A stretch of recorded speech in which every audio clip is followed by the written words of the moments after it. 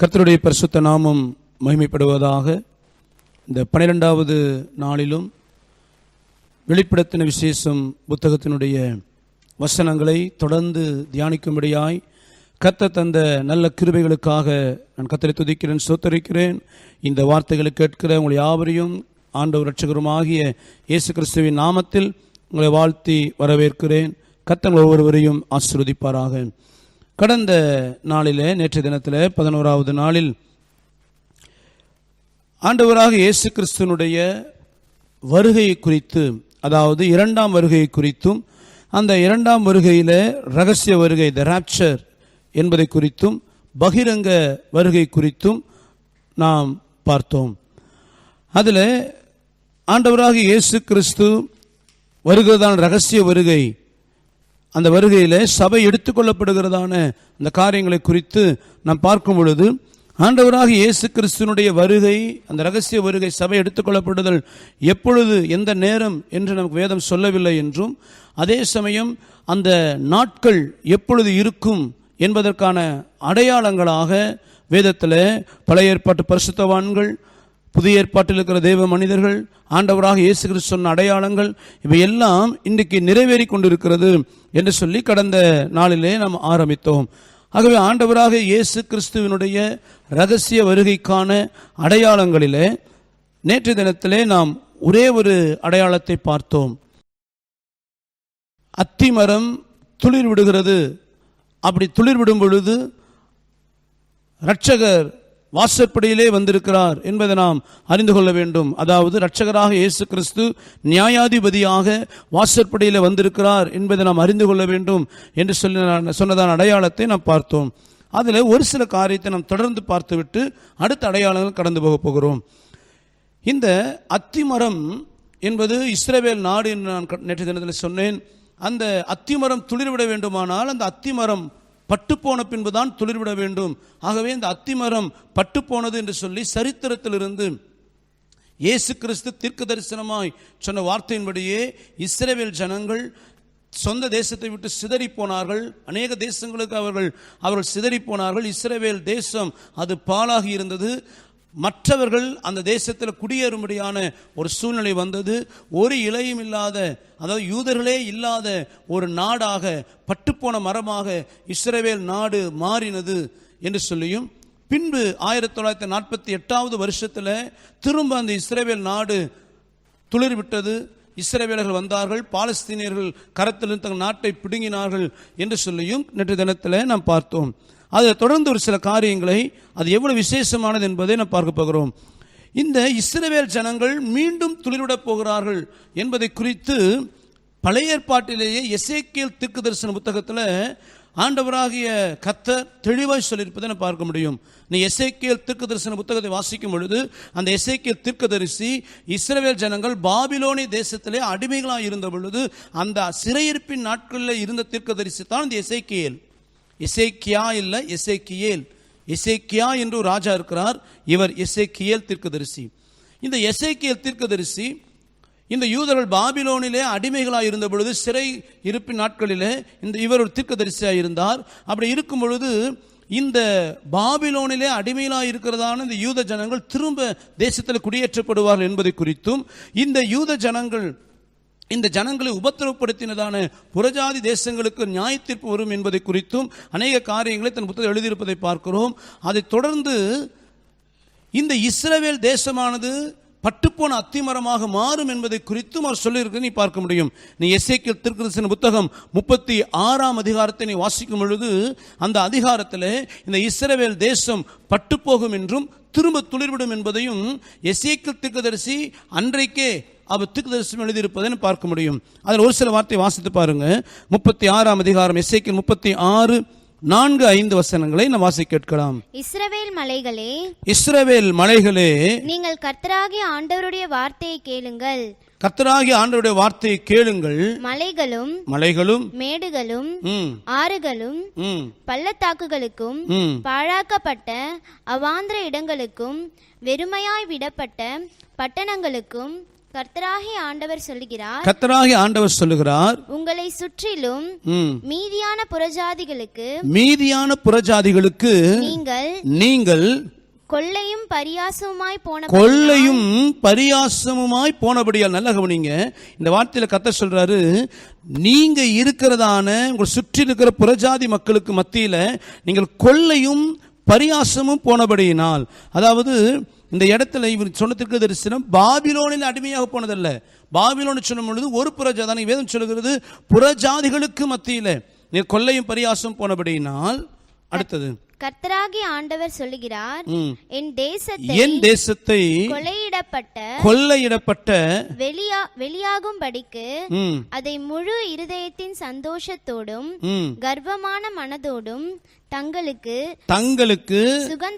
சுதந்திரமாக நியமித்துக் கொண்ட புறஜாதிகளில் மீதியானவர்களுக்கு விரோதமாகவும் ஏதோம் அனைத்துக்கும் விரோதமாகவும் என் அக்கினியான எரிச்சலினால் பேசினேன் என்று நிச்சயமாய் சொல்லுகிறேன்.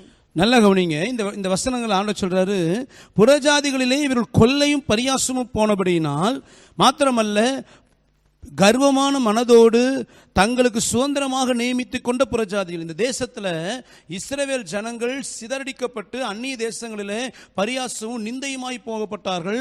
சுற்றி புறஜாதிகள் இந்த தேசத்தை தங்களுக்கு சுதந்திரமாக கொள்ளையிட்டார்களாம். அதைத்தான் நேற்று தினத்தை நாம் பார்த்தோம். இந்த இஸ்ரவேல் தேசம் தீத்து ராயின் நாட்களிலே சிதறடிக்கப்பட்டது. கிபி 135வது ஆண்டிலே இந்த இஸ்ரவேல் நாடு பாலஸ்தீன மக்கள் அவர்களுக்கு கொள்ளையாக கொடுக்கப்பட்டது. அன்றைக்கு வந்த அந்த அரசன் கிபி 135வது ஆண்டிலே ஹைட்ரியன் என்ற ரோம சக்கரவர்த்தி இந்த யூதருடைய நாட்டை அவன் அநேகருக்கு விற்று போட்டான். அவர் விற்று போடும் பொழுது அநேகர் குடியேறின பொழுது இந்த இஸ்ரவேல் நாடை பாலஸ்தீனா என்று பெயர் மாற்றினார்கள் என்று பார்த்தோம்.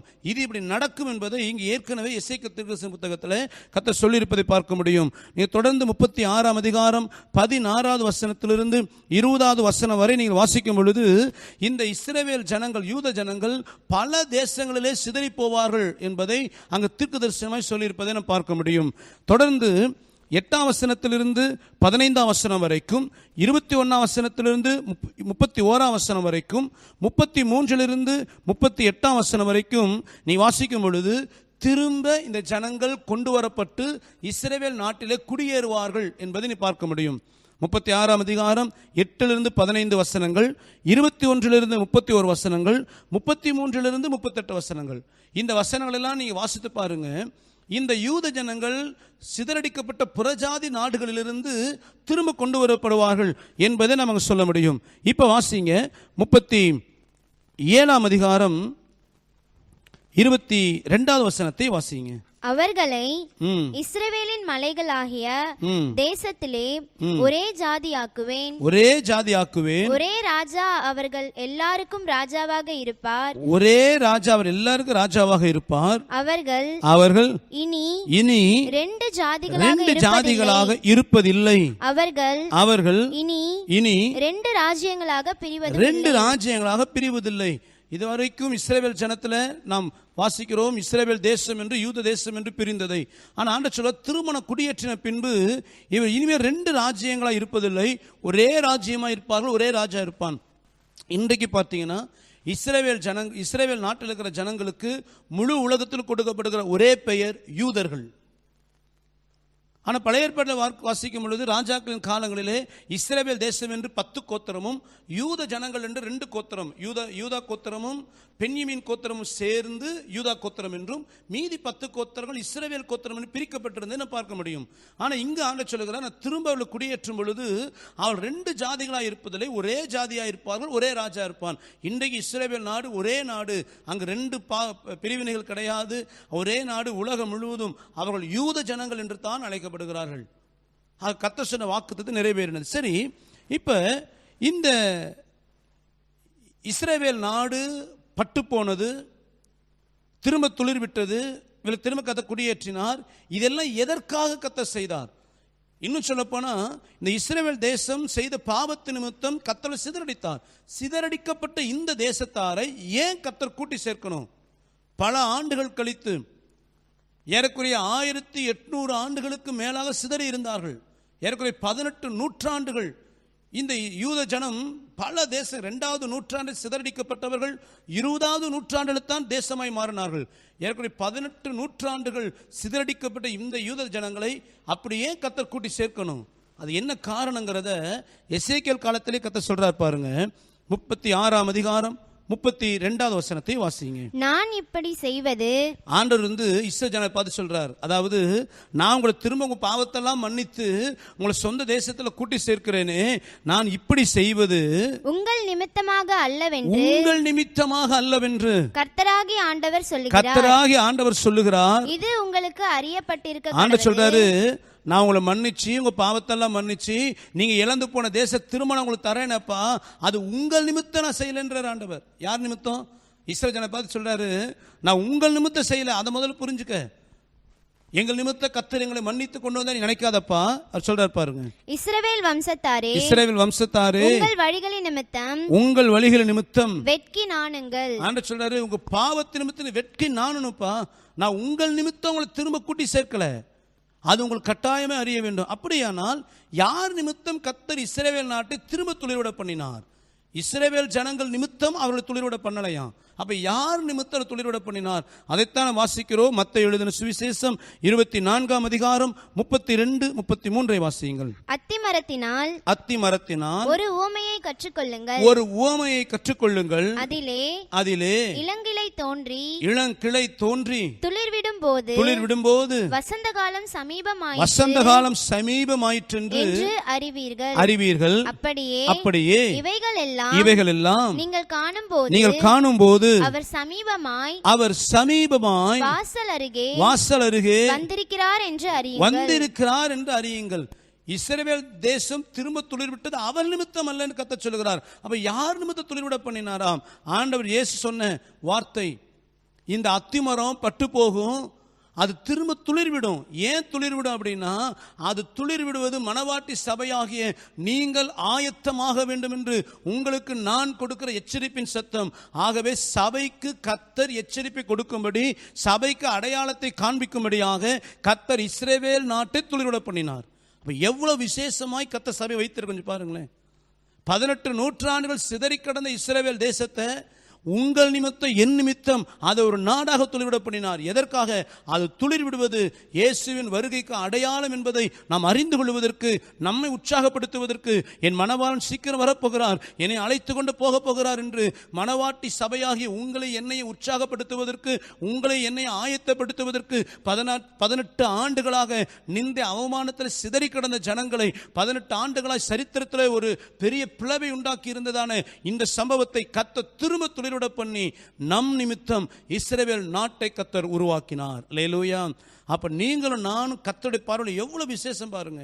நீ சபை அதை உணராம, மணவாளனாக இயேசு கிறிஸ்து மணவாட்டியாக என்னை எவ்வளவு நேசிக்கிறார், எனக்காக அவர் எதையும் செய்ய ஆயத்தமாக இருக்கிறார், அவர் பார்வையிலே நான் மேன்மையானவன் என்பதை இன்னைக்கு சபை மறந்துவிட்டு, வருகை மறந்துவிட்டு, வருகைக்கு ஆயத்தமாக வேண்டும் என்ற எண்ணத்தை மறந்துவிட்டு இன்னைக்கு நிர்விசாரமே வாழ்கிறது என்றால் அது எத்தனை பரிதாபம். கொஞ்சம் யோசித்து பாருங்க. உங்கள் நிமித்தம் என் நிமித்தம் தான் இஸ்ரவேல் நாட்டையே திரும்ப குடியேற்றினாராம். அவன் கருமையானவர்களே, நீங்கள் நானும் விசேஷமானவர்கள், அதை புரிந்து கொள்ளுங்க. அத்திமரம் துளிர் விட்டது உங்கள் நிமித்தமும் என் நிமித்தமாகத்தான் நம்மை வருகைக்கு ஆயத்தமாக்கும்படி இயேசு அத்திமரத்தை துளிர வைத்தார். அல்லேலூயா, அல்லேலூயா. அடுத்தது 2வது அடையாளம். முதல் அடையாளம் அத்திமரம் துளிர்விட்டது, வருகைக்கான அடையாளம் என்று பார்த்தோம். 2வது அடையாளம், உலக நாடுகள் ஆயத்தமாகி கொண்டிருக்கிறது. இயேசுவின் வருகையிலே இந்த உலக நாடுகள் எப்படி இருக்கும், உலக அரசியல் அமைப்புகள் எப்படி இருக்கும்? ஆண்டவர் இயேசு ஏதோ கிறிஸ்தவ நாடுகளையும் யூத ஜனங்களையும் மாற்ற நடத்துகிறவர் அல்ல. முழு உலகத்தின் எல்லா நாடுகளும் அவர் கட்டுப்பாட்டில் உள்ளது. முழு உலகத்தினுடைய சரித்திரமும் கர்த்தரால் திட்டம் பண்ணப்பட்டது.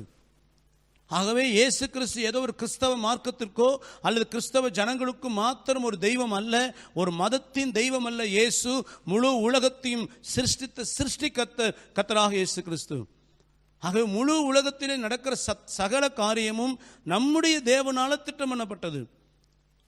ஆகவே இந்த உலக நாடுகள் கர்த்தராக இயேசு கிறிஸ்து சபை எடுத்துக்கொள்வதற்கு அவர் வரும் பொழுது இந்த நாடுகள் எப்படி இருக்கும் என்று அவர் தீர்மானித்தாரோ இன்றைக்கு அந்த நாடுகள் அப்படி இருக்கிறது என்பதை நாம் வேதத்தில் பார்க்க போகிறோம். நீங்கள் தானியேலின் புத்தகம் 2ஆம் அதிகாரத்தை வாசிக்கும் பொழுது பாபிலோன் ராஜாவாகிய நேபுகாத் நேச்சார் ஒரு சொப்பனத்தை பார்த்தார். ஒரு கனவுல ஒரு பெரிய சிலையை பார்க்கிறார். அந்த சிலை தலை பொன்னாய், அதாவது தங்கமாய் இருக்கிறது. அதனுடைய தோள்பட்டை மார்பும் வெள்ளையாய் இருக்கிறது. வயிறும் தொடையும் அது வெண்கலமாய் இருக்கிறது. கால்கள் இரும்பாய் இருக்கிறது. அதனுடைய பாதம் இரும்பும் களிமண்ணும் சேர்ந்து போல் இருக்கிறது. இப்படிப்பட்டதான ஒரு சிலையை இந்த நேபுகாத் நேச்சர் சொப்பனத்தில் பார்க்கிறார். அவர் பார்த்து கொண்டிருக்கும் பொழுது திடீரென்று ஒரு பெரிய ஒரு கல், எந்த மனிதனாலும் கைகளால் பேர்க்கப்படாத கல், திடீரென்று அது ஒன்று வேகமாய் வந்து அந்த சிலையினுடைய பாதத்தில் படுகிறது. பட்ட உடனேயே அந்த சிலை சுக்குநூறாய் சிதைந்து போகிறது. சிதைந்து போன உடனே அந்த சிலையை உடைத்த கல்லானது அது வேகமாய் பெரிதாகி பூமி முழுவதையும் நிரப்புகிறதை இந்த நேபுகாத் நேச்சார் பார்க்கிறான். கலங்கி போகிறான். அவன் அந்த ஜோசியரிடத்தில் கேட்கும் பொழுது யாருக்கு பதில் சொல்ல முடியல. ஆனால் தானியேலோ பரிசுத்தாவில் நிரப்பப்பட்டு அந்த சொப்பனத்தினுடைய விளக்கத்தை இந்த ராஜாவுக்கு சொல்லுகிறான். அதில் ஒரு சில வார்த்தை வாசிங்க. தானியேல் 2ஆம் அதிகாரம் 27, 28வது வசனத்தை வாசிங்க. தானியேல் ராஜ சமூகத்தில் பிரதியுத்தரமாக, ராஜா கேட்கிற மறைபொருளை ராஜாவுக்கு தெரிவிக்க ஞானிகளாலும் ஜோஷியராலும் சாஸ்திரிகளாலும் குறி சொல்கிறவர்களாலும் கூடாது. மறைபொருளை வெளிப்படுத்துகிற பரலோகத்தில் இருக்கிற தேவன் கடைசி நாட்களில் சம்பவிப்பதை ராஜாவாகிய நேபுகாத் நேச்சாருக்கு தெரிவித்திருக்கிறார்.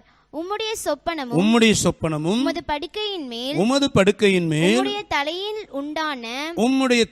உண்டான தரிசனங்களும் என்னவென்றால் அடுத்த வசனத்தை வாசியுங்கள். ராஜாவே, உம்முடைய படுக்கையின் மேல் நீர் படுத்திருக்கையில் இனிமேல் சம்பவிக்க போகிறதென்ன என்கிற நினைவுகள் உமக்குள் எழும்பிற்று.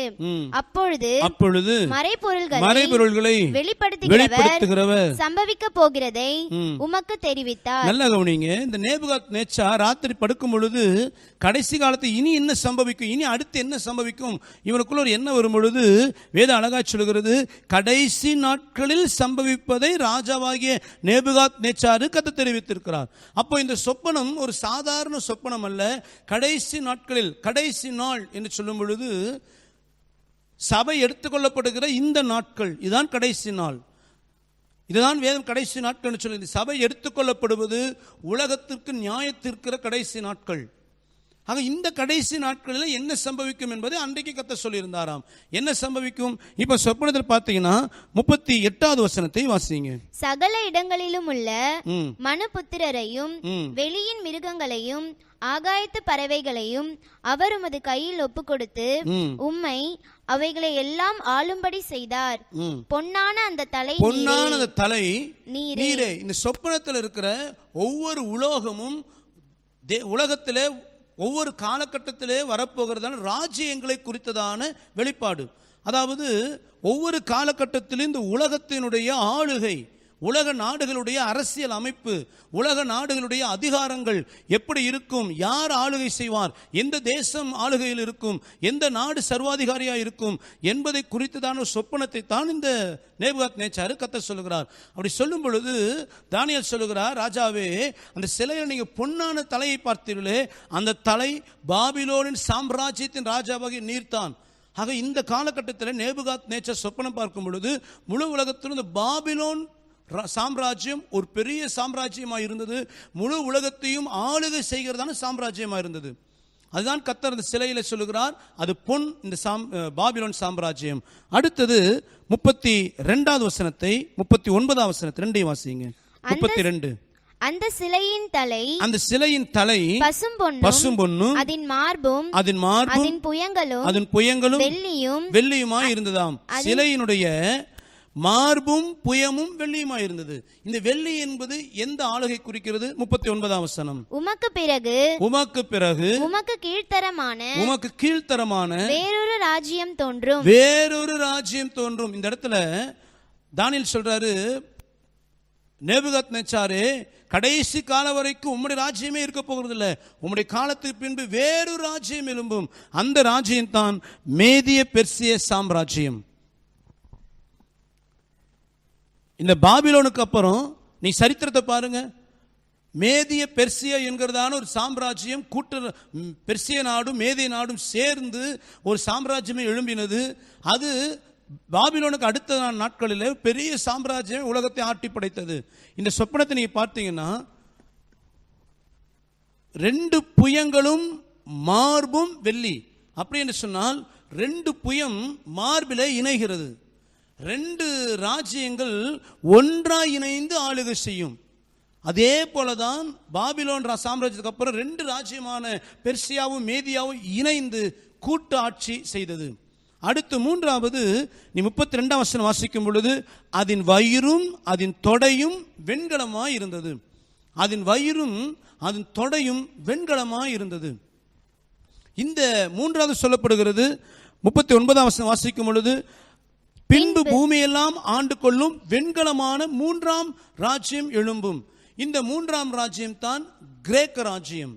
இந்த மேதிய பெர்சியாவிலிருந்து அவர்கள் ஆளுகையை ஜெயித்து உருவான ஒரு புதிய ராஜ்யம் கிரேக்க ராஜ்யமான இந்த வயிறும் வெண்கலத்தையும் குறிக்கிறது.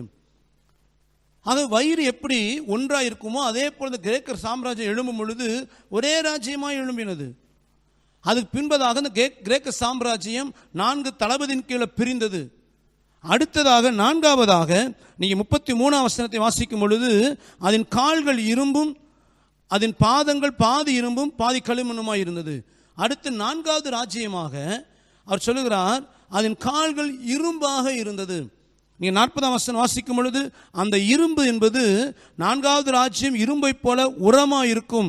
இரும்பு எல்லாவற்றையும் எப்படி நொறுக்கி சின்னாபின்னமாக்குகிறதோ அப்படியே இது நொறுக்கி போடுகிற இரும்பு போல அவைகள் எல்லாம் நொறுக்கி தகர்த்து போடும். அந்த 4வது சாம்ராஜ்யமாய் இரும்பை போல நொறுக்குகிற சாம்ராஜ்யம் எழும்பினது ரோம் சாம்ராஜ்யம்.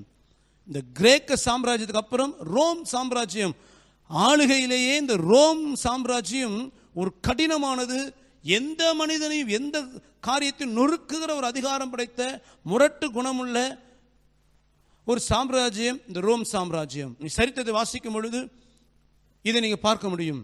கடைசியா கர்த்தர் சொல்லுகிறார், 5வது சாம்ராஜ்யம் அதனுடைய பாதங்கள் இரும்பும் களிமண்ணும் இருக்கும். அந்த இரும்பு களிமண்ணும் 41ஆம் வசனம் வாசிக்கும் பொழுது, பாதங்களும் கால்விரல்களும் பாதி குயவனின் களிமண்ணும் பாதி இரும்புமாய் இருக்க நீர் கண்டீரே, அந்த ராஜ்யம் பிரிக்கப்படும். ஆகிலும் களிமண்ணோட இரும்பு கலந்திருக்க நீர் கண்டபடியே இரும்பினுடைய உறுதியில் கொஞ்சம் அதிலே இருக்கும். இரும்பு களிமண்ணும் எப்படி சேர்ந்திருக்குமோ அப்படி கடைசி ஒரு ராஜ்யம் எழும்பும். அந்த ராஜ்யம் இரும்பு களிமண்ணும் ஒன்னொன்று சேராது, அதுபோல ஒன்னொன்று சேராது, ஆனால் கூட்டா இருக்கும். அதான் கூட்டாட்சி. நீ முழு உலகத்திலையும் பாருங்க, எல்லா தேசங்களிலும் கூட்டாட்சி முறையை நாம் பார்க்கிறோம்.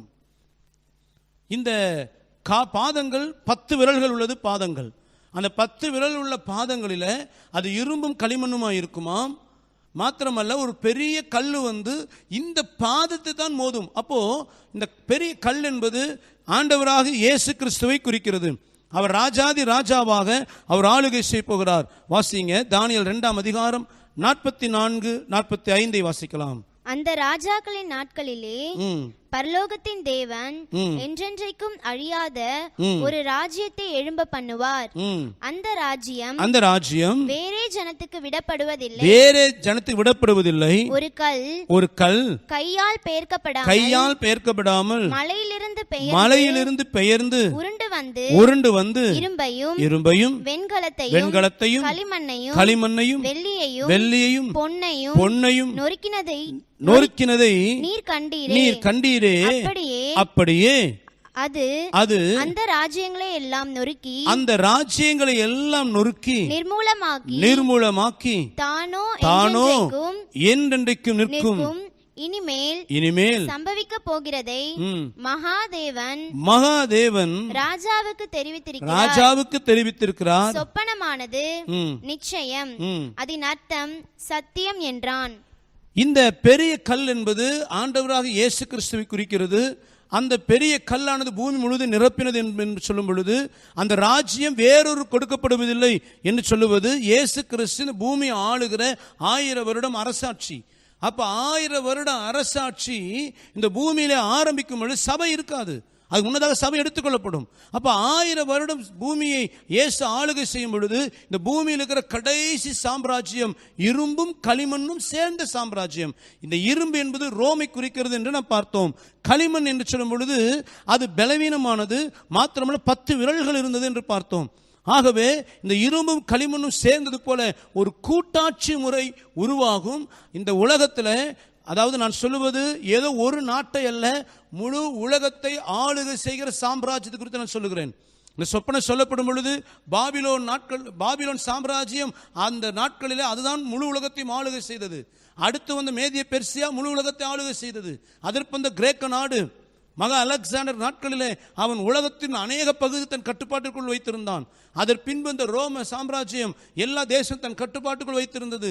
அது போல கடைசி நாட்களிலே இயேசு கிறிஸ்து வரும் பொழுது ஒரு கூட்டாட்சி முறை இருக்கும் என்றும் அதுதான் ஒரு வல்லரசு நாடாக முழு உலகத்தையும் ஆளுகை செய்யும் என்று பார்த்தோம். அதுதான் இந்த கூட்டாட்சி முறை என்பதுதான் ஐரோப்பிய நாடுகளின் கூட்டமைப்பு.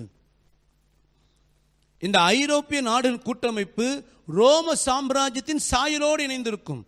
ரோம சாம்ராஜ்யம் என்று சொல்லும் பொழுது இன்னைக்கு ரோம சாம்ராஜ்யம் கிடையாது. ஆனால் அன்றைக்கு ரோம சாம்ராஜ்யம் இருந்த பொழுது என்னென்ன நாடுகள் இருந்ததோ அந்த நாடுகள் எல்லாம் இணைந்து ஒரு கூட்டாட்சி முறையை உருவாக்குகிறது. அதுதான் ஐரோப்பிய கூட்டமைப்பு நாடுகள், UNE.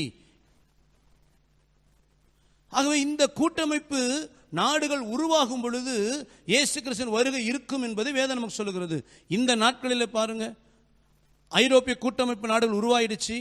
இப்போ அவர்கள் முழு உலகத்தையும் ஆளுகை செய்ய வேண்டும் என்கிற சிந்தைக்கு வந்து விட்டார்கள். மாத்திரமல்ல, முழு உலகத்தையும் ஒரு மனிதன் ஆளுகை செய்ய வேண்டும், அந்த மனிதன் நம்முடைய கூட்டமைப்பிலிருந்து வருகிறவனா இருக்க வேண்டும் என்று தீர்மானித்து அதற்கான ஆயத்தங்களை ஆரம்பித்து விட்டார்கள். உலக நாடுகள் ஆயத்தமாகிவிட்டது.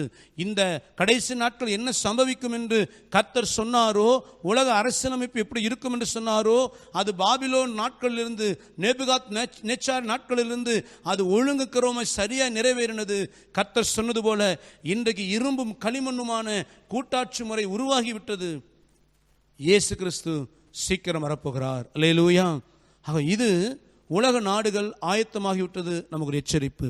மூன்றாவது வாசியுங்கள், தானியேல் 12ஆம் அதிகாரம் 4வது வசனம். தானியேல் ஆகிய நீயோ வென்றால் முடிவு காலம் மட்டும் இந்த வார்த்தைகளை புதைப்பொருளாக வைத்து இந்த புஸ்தகத்தை முத்திரை போடு. அப்பொழுது அநேகர் இங்கும் அங்கும் ஓடி ஆராய்வார்கள், அறிவும் பெருகி போகும். தானியேலுக்கு தீர்க்கதரிசன கர்த்தர் சொல்லும் பொழுது இதெல்லாம் முத்திரை போடு, ஆனா கடைசி நாட்கள் எல்லாரும் ஓடி ஆராய்வார்கள், அறிவு பெருகி போகும். மூன்றாவது ஒரு அடையாளம், ஆண்டவராக இயேசு கிறிஸ்து வருகை நாட்களிலே அறிவு பெருகி போயிருக்கும். இன்றைக்கு பார்த்தீங்கன்னா ஜனங்களுடைய அறிவுன்னு சொல்லும் பொழுது இன்றைக்கு எல்லார் கையிலுமே ஆண்ட்ராய்டு மொபைல் வந்துருச்சு. அவங்களுக்கு ஆவண தெரியுதோ இல்லையோ கையில் என்ன இருக்குது? Android mobile. இந்த ஆண்ட்ராய்டு மொபைலில் ஆன்லைன் பர்ச்சேஸ் பண்ணுறாங்க, ஆன்லைன் ஷாப்பிங் பண்ணுறாங்க. ஆனால் ஸ்கூலுக்கு போனதில்லை, படிக்கலை. ஆனால் பார்த்தீங்கன்னா இதில் இருக்கிற அப்ளிகேஷன், இதில் இருக்கிறதான கமெண்ட் எல்லாவற்றையும் புரிந்து கொள்ளுகிற அளவுக்கு அறிவு இன்னைக்கு பெருகிவிட்டது. அதை விடுங்க, 2 வயசு குழந்தை கையில் செல்லை கொடுத்தா யூடியூபுக்குள்ளே உள்ளே போய் வீடியோவை கிளிக் பண்ணி அதுக்குள்ளே ஒவ்வொரு வீடியோவும் போகுது. அந்த ஆண்ட்ராய்டு மொபைலில் இப்படி தான் நம்ம அந்த ஸ்லைட் எடுக்கணும், அந்த இப்படி தான் ஆன் பண்ணணும், எல்லாவற்றையும் யார் கற்றுக் கொடுத்தா குழந்தைக்கு? அது இன்னும் ஸ்கூலுக்கே போகலையே, இனி ஆனாவனே கற்றுக்கலையே. ஆனால் இன்றைக்கு இந்த காரியங்களை சில நேரங்களில் இந்த செல்ஃபோனில் வருகிற சில கேம்ஸ் எல்லாம் பார்த்தீங்கன்னா, நீங்கள் ஒரு பிள்ளை கையில் செல்லை கொடுத்து பாருங்கள், அது தெரியாத கேம்ஸ் ஓப்பன் பண்ணும். 2, 3, 4 முறை ஓப்பன் பண்ணும். கடைசி முறை அது தானாக விளையாட ஆரம்பிச்சு. இந்த கேம்ஸில் எப்படி இந்த அறிவு வந்தது? இந்த கடைசி நாட்களில் பிள்ளைகளுடைய ஐக்கியூ, அந்த அறிவு திறமை இன்றைக்கு பெருகிவிட்டது. இன்னைக்கு எல்லார் கைகளிலுமே இந்த ஆன்லைன் ஷாப்பிங், எல்லாருமே இன்றைக்கி ஆண்ட்ராய்டு மொபைலை உபயோகப்படுத்துகிற, ஃபேஸ்புக் உபயோகப்படுத்துகிற, எல்லா அப்ளிகேஷன்லையும் இன்வால்வ் ஆகிற அளவுக்கு ஜனங்களுடைய அறிவு இனி பெருகிவிட்டது. இன்னைக்கு குழந்தைகளின் அறிவு பெருகிவிட்டது. இன்னைக்கு சில நேரங்களில் பேப்பரில் வாசிக்கிறோம், சமீபத்தில் பேப்பரில் போட்டிருந்தாங்க, ஒரு இடத்துல யூடியூபை பார்த்து கன் ரெடி பண்ணான ஒருத்தன், யூடியூபை பார்த்து வெடிமருந்து ரெடி பண்ணுகிறார்கள்.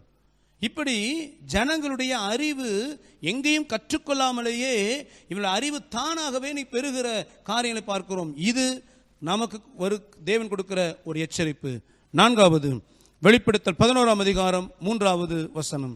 என்னுடைய 2 சாட்சிகளும் ரெட்டு வஸ்திரம் உடுத்தி கொண்டிருக்கிறவர்களாய் 1260 நாளளவும் 1260 நாளளவும் தீர்க்க தரிசனம் சொல்லும்படி அவர்களுக்கு அதிகாரம் கொடுப்பேன். அதாவது அந்தி கிறிஸ்துவின் நாட்களில் கர்த்தர் 2 தீர்க்கதரிசிகளை அனுப்ப போகிறாராம்.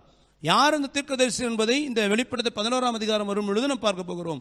அப்ப ஆண்டவர் சொல்றாரு, இவர்கள் 1260 நாள், அதாவது 3.5 வருஷம் இந்த பூமியில தீர்க்க தரிசனம் சொல்லுவார்களாம். இது எப்ப சம்பவிக்கும்னா, அந்த கிறிஸ்துவின் நாட்களில் இந்த 2 தீர்க்கதரிசிகள் கர்த்தரால் அனுப்பப்படுகிறவர்கள் பூமியிலே அவர் தீர்க்க தரிசனம் சொல்லுவார்களாம். மாத்திரமல்ல, தொடர்ந்து வாசிக்கும் பொழுது அநேக அற்புதங்களை செய்வார்கள். வானத்திலிருந்து நெருப்பை கொண்டு வருவார்கள், அந்த கிறிஸ்துக்கு விரோதமாய் ஒரு தீர்க்க தரிசனம் சொல்லுவார்கள், வானத்தில் நெருப்பை கொண்டு வருவார்கள், வாதையினால ஜனங்களை வாதிப்பார்கள். இப்படி அநேக காரியங்களை செய்யும் பொழுது ஒரு பக்கம் இந்த 2 தீர்க்கதரிசிகளும் அந்தி கிறிஸ்துவுக்கு பெரிய தலைவலியா இருப்பாங்க, அந்தி கிறிஸ்துவுக்கு பெரிய எதிராளிகளாக இருப்பார்கள். மாத்திரமல்ல, அந்தி கிறிஸ்துவை பின்பற்றுகிறதான ஜனக்கூட்டத்தாருக்கு இந்த 2 பேரும் எதிராளிகளைப் போல தெரிவார்கள், எரிச்சலாக இருப்பார்கள். இப்ப என்ன சம்பவிக்கும் என்றால், வாசிங்க 7ஆம் வசனத்திலிருந்து 9ஆம் வசனம் வரை. அவர்கள் தங்கள் சாட்சியை சொல்லி முடித்திருக்கும் போது, அதாவது கர்த்தர் கொடுத்த நாட்கள் முடியும் போது, பாதாளத்திலிருந்து ஏறுகிற மிருகம் அவர்களோட யுத்தம் பண்ணி அவர்களை ஜெயித்து அவர்களை கொன்று போடும். அவர்களுடைய உடல்கள் மகாநகரத்தின் விசாலமான வீதியிலே கிடக்கும். அந்த நகரம் சோதோம் என்றும் எகிப்து என்றும் ஞானார்த்தமாய் சொல்லப்படும். அதிலே நம்முடைய கர்த்தரும் சிலுவையில் அறையப்பட்டார். ஜனங்களிலும் கோத்திரங்களிலும் பாஷைக்காரரிலும் ஜாதிகளிலும் உள்ளவர்கள் அவர்களுடைய உடல்களை 3.5 நாள் வரைக்கும் பார்ப்பார்கள். அவர்களுடைய உடல்களை கல்லறைகளில் வைக்க ஒட்டார்கள். நல்லா கவனிங்க, இந்த 2 தீர்க்கதரிசிகளும் தன் ஊழியத்தின் நாட்கள் முடியும் பொழுது பாதாளத்திலிருந்து ஏறி வருகிற ஒரு மிருகம் இவளோட யுத்தம் பண்ணி இவளை கொன்று போடுமாம். கொன்று போட்டோன்னா அவள் உடல்கள் மகாநகரத்தின் விசாலமான வீதியில கிடக்கும். இந்த மகாநகரம் என்பது எருசலேமை குறிக்கிறது. அது சோதோம் என்றும் எகிப்தின் ஞானார்த்தமாய் சொல்லப்படும். நம்முடைய கர்த்தரும் அங்கு சிலுவையில் அறையப்பட்டார். எங்க சிலுவையில் அறையப்பட்டார்? எருசலேமிலே. அப்போ இந்த 2 தீர்க்கதரிசிகளும் எருசலேமிலே இருப்பார்கள். அங்கே அவர் கொல்லப்படுவார்கள். அந்த உடல்கள் வீதியிலே கிடக்குமா. இப்ப வீதியில் கிடக்கிற இந்த உடலை 3.5 நாள் ஜனங்களிலும் கோத்திரங்களிலும் பாஷைக்காரரிலும் ஜாதிகளிலும் உள்ளவர்கள் அவர் உடல்களை 3.5 நாள் பார்ப்பார்களாம். இந்த எருசலேம் வீதியில் இருக்கிற இவங்க உடலை 3.5 நாள் முழு உலகமும் பார்ப்பார்கள். எப்படி பார்ப்பார்கள்? இந்த தீர்க்கதரிசனம் சொல்லுகிற நாட்களில் இன்னைக்கு இருக்கிற டிவி கிடையாது, இன்னைக்கு இருக்கிற இன்டர்நெட் எதுவுமே கிடையாது. ஆனால் இன்னைக்கு பாருங்க, ஒரு 30 வருஷத்துக்கு முன்பதாக இன்னைக்கு இருக்கிற சூழ்நிலை கிடையாது. ஒரு 20 வருஷம் 30 வருஷம் முன்பு சொந்தக்கார யார்ட்டையாவது பேசுறேன்னா ஒரு இன்லேண்ட் லெட்டர் எழுதுவாங்க. இன்னைக்கு தலைமுறைக்கு இன்லேண்ட் லெட்டர்னா என்னன்னு தெரியாது, போஸ்ட் கார்டுனா என்னன்னு தெரியாது. இன்னைக்கு இன்லேண்ட் லெட்டரை எழுதி இங்கே நான் நலமறிய ஆவல் அப்படி எழுதி அனுப்புனா அங்கே போய் சேர 3 நாள், அங்கிருந்து நான் நலம் நீ எப்படி இருக்கிற அங்கிருந்து இங்கே வரதுக்கு 3 நாள், கிட்டத்தட்ட 10 நாட்களுக்கு இந்த லெட்டருடைய வார்த்தையை நம்ம புரிந்து கொள்ளவும் பதில் வரும். ஒரு குறைந்த ஒரு வாரம் 10 நாட்கள் ஆகிடும், ஒரு 20-30 வருஷம் முன்பு. ஆனால் இன்னைக்கு பாருங்க, தன்னுடைய மகன் வெளிநாட்டில் வேலை செய்து கொண்டிருந்தா பெற்றோர் இங்கே அமர்ந்து கொண்டு லைவா அவங்க உட்கார்ந்து இருக்கும் பொழுது இங்கே லைவா என்ன செய்யறாங்க, பேசுறாங்க. ஸ்கைப்பில் பேசும் பொழுது அல்ல லைவான சேட்டிங்கில் பேசும் பொழுது அங்கே இருக்கிறவங்க தன் வீட்டையே வீடியோவில் காட்டுவான். பாருங்க வீடு எப்படி இருக்குது. இங்கே அமர்ந்து கொண்டு அமெரிக்காவில் இருக்கிற தங்குற வீட்டை இங்கே லைவாக பார்க்குறோம். அப்போ இந்த டெக்னாலஜி எதை நம்ம குறிக்கிறது? அந்த கிறிஸ்துவின் நாளிலே அந்த 2 சாட்சிகளும் மரிப்பதை முழு உலகமும் பார்ப்பதற்கு இன்று வாய்ப்புகள் இருக்கிறது. விஞ்ஞானம் அந்த அளவுக்கு வளர்ந்து விட்டது. இந்த விஞ்ஞான வளர்ச்சி உங்களுக்கு எனக்கும் ஒரு பெரு சவால் என்பதை நாம் அறிந்து கொள்ளணும். இன்றைக்கு வளர்ந்திருக்கிற விஞ்ஞானத்துக்கு அளவே கிடையாது. எதையுமே சர்வ சாதாரண செய்து முடிக்கிற அளவுக்கு எல்லாவற்றிலையும் விஞ்ஞானத்துறை இன்னைக்கு வளர்ந்து இருக்கிறது. இந்த விஞ்ஞான வளர்ச்சி எதை குறிக்கிறது என்றால், இந்த வருகை நாட்களிலே, அந்த கிறிஸ்துவின் நாட்களிலே இந்த 2 சாட்சிகள் மரித்திருப்பதை பார்ப்பதற்கு ஏற்ற சூழ்நிலை இன்னைக்கு உருவாகி இருக்கிறது. இந்த விஞ்ஞான வளர்ச்சியின் மூலமாய் இது நமக்கு தேவன் கொடுக்கிற ஒரு எச்சரிப்பு. இன்னொரு பகுதி வாசிங்களேன். யோவேல் தீர்க்கதரிசன புத்தகம் 2ஆம் அதிகாரம் முதல் 9 வசனங்களை நாம் வாசி கேட்கலாம். சீயோனிலே எக்காலம் ஊதுங்கள், என் பரிசுத்த பர்வதத்திலே எச்சரிப்பின் சத்தமிடுங்கள். தேசத்தின் குடிகள் எல்லாம் தத்தளிக்க கடவர்கள். ஏனெனில் கர்த்தருடைய நாள் வருகிறது, அது சமீபமாயிருக்கிறது. அது இருளும் அந்தகாரமுமான நாள், அது மப்பும் மந்தாரமுமான நாள். விடியற்கால வெளுப்பு பர்வதங்களின் மேல் பரவுகிறது போல ஏராளமான பலத்த ஒரு ஜாதி தீவிரமாக வந்து பரவும். நல்ல கவனி, இந்த வார்த்தையில் வாசிக்கும் பொழுது இது கர்த்தருடைய நாள் என்பது கடைசி நாட்களை குறிக்கிறது. அந்த கடைசி நாட்கள் என்ன நடக்குமா? ஒரு பலத்த ஒரு ஜாதி தீவிரமாக வந்து பரவும். அப்படிப்பட்டது முன் ஒரு காலத்திலும் உண்டானதும் இல்லை. இனி தலைமுறை தலைமுறையாக வரும் வருஷங்களிலும் உண்டாவதும் இல்லை. அவைகளுக்கு முன்னாக அக்கினி பட்சிக்கும், அவைகளுக்கு பின்னாக ஜுவாலை எரிக்கும். அவைகளுக்கு முன்னாக தேசம் ஏதேன் தோட்டத்தை போலவும், அவைகளுக்கு பின்னாக பாழான வனாந்தரத்தை போலவும் இருக்கும். அவைகளுக்கு ஒன்றும் ஒன்று தப்பி போவதில்லை. அவைகளின் சாயல், நல்ல கவனிங்க, அந்த ஜாதி எப்படி இருக்கும் அப்படின்னா, அது மனுஷன் இல்லையா, அது என்னவா? அவைகளின் சாயல் குதிரைகளின் சாயலை ஒத்தது. அவைகள் குதிரை வீரரை போல் ஓடும். நல்ல கவனிங்க, பார்க்க குதிரை போல மிருகத்தை போல இருக்குமா? அது ஓடும் பொழுது குதிரை வீரர்களை போல. அப்படின்னா குதிரை வீரருக்கு எத்தனை காலு? குதிரை தான் 4 காலு, குதிரை வீரனுக்கு 2 கால். அப்ப 2 கால் அது ஓடுமா? அவைகள் ஓடுகிற ரதங்களின் இரைச்சல்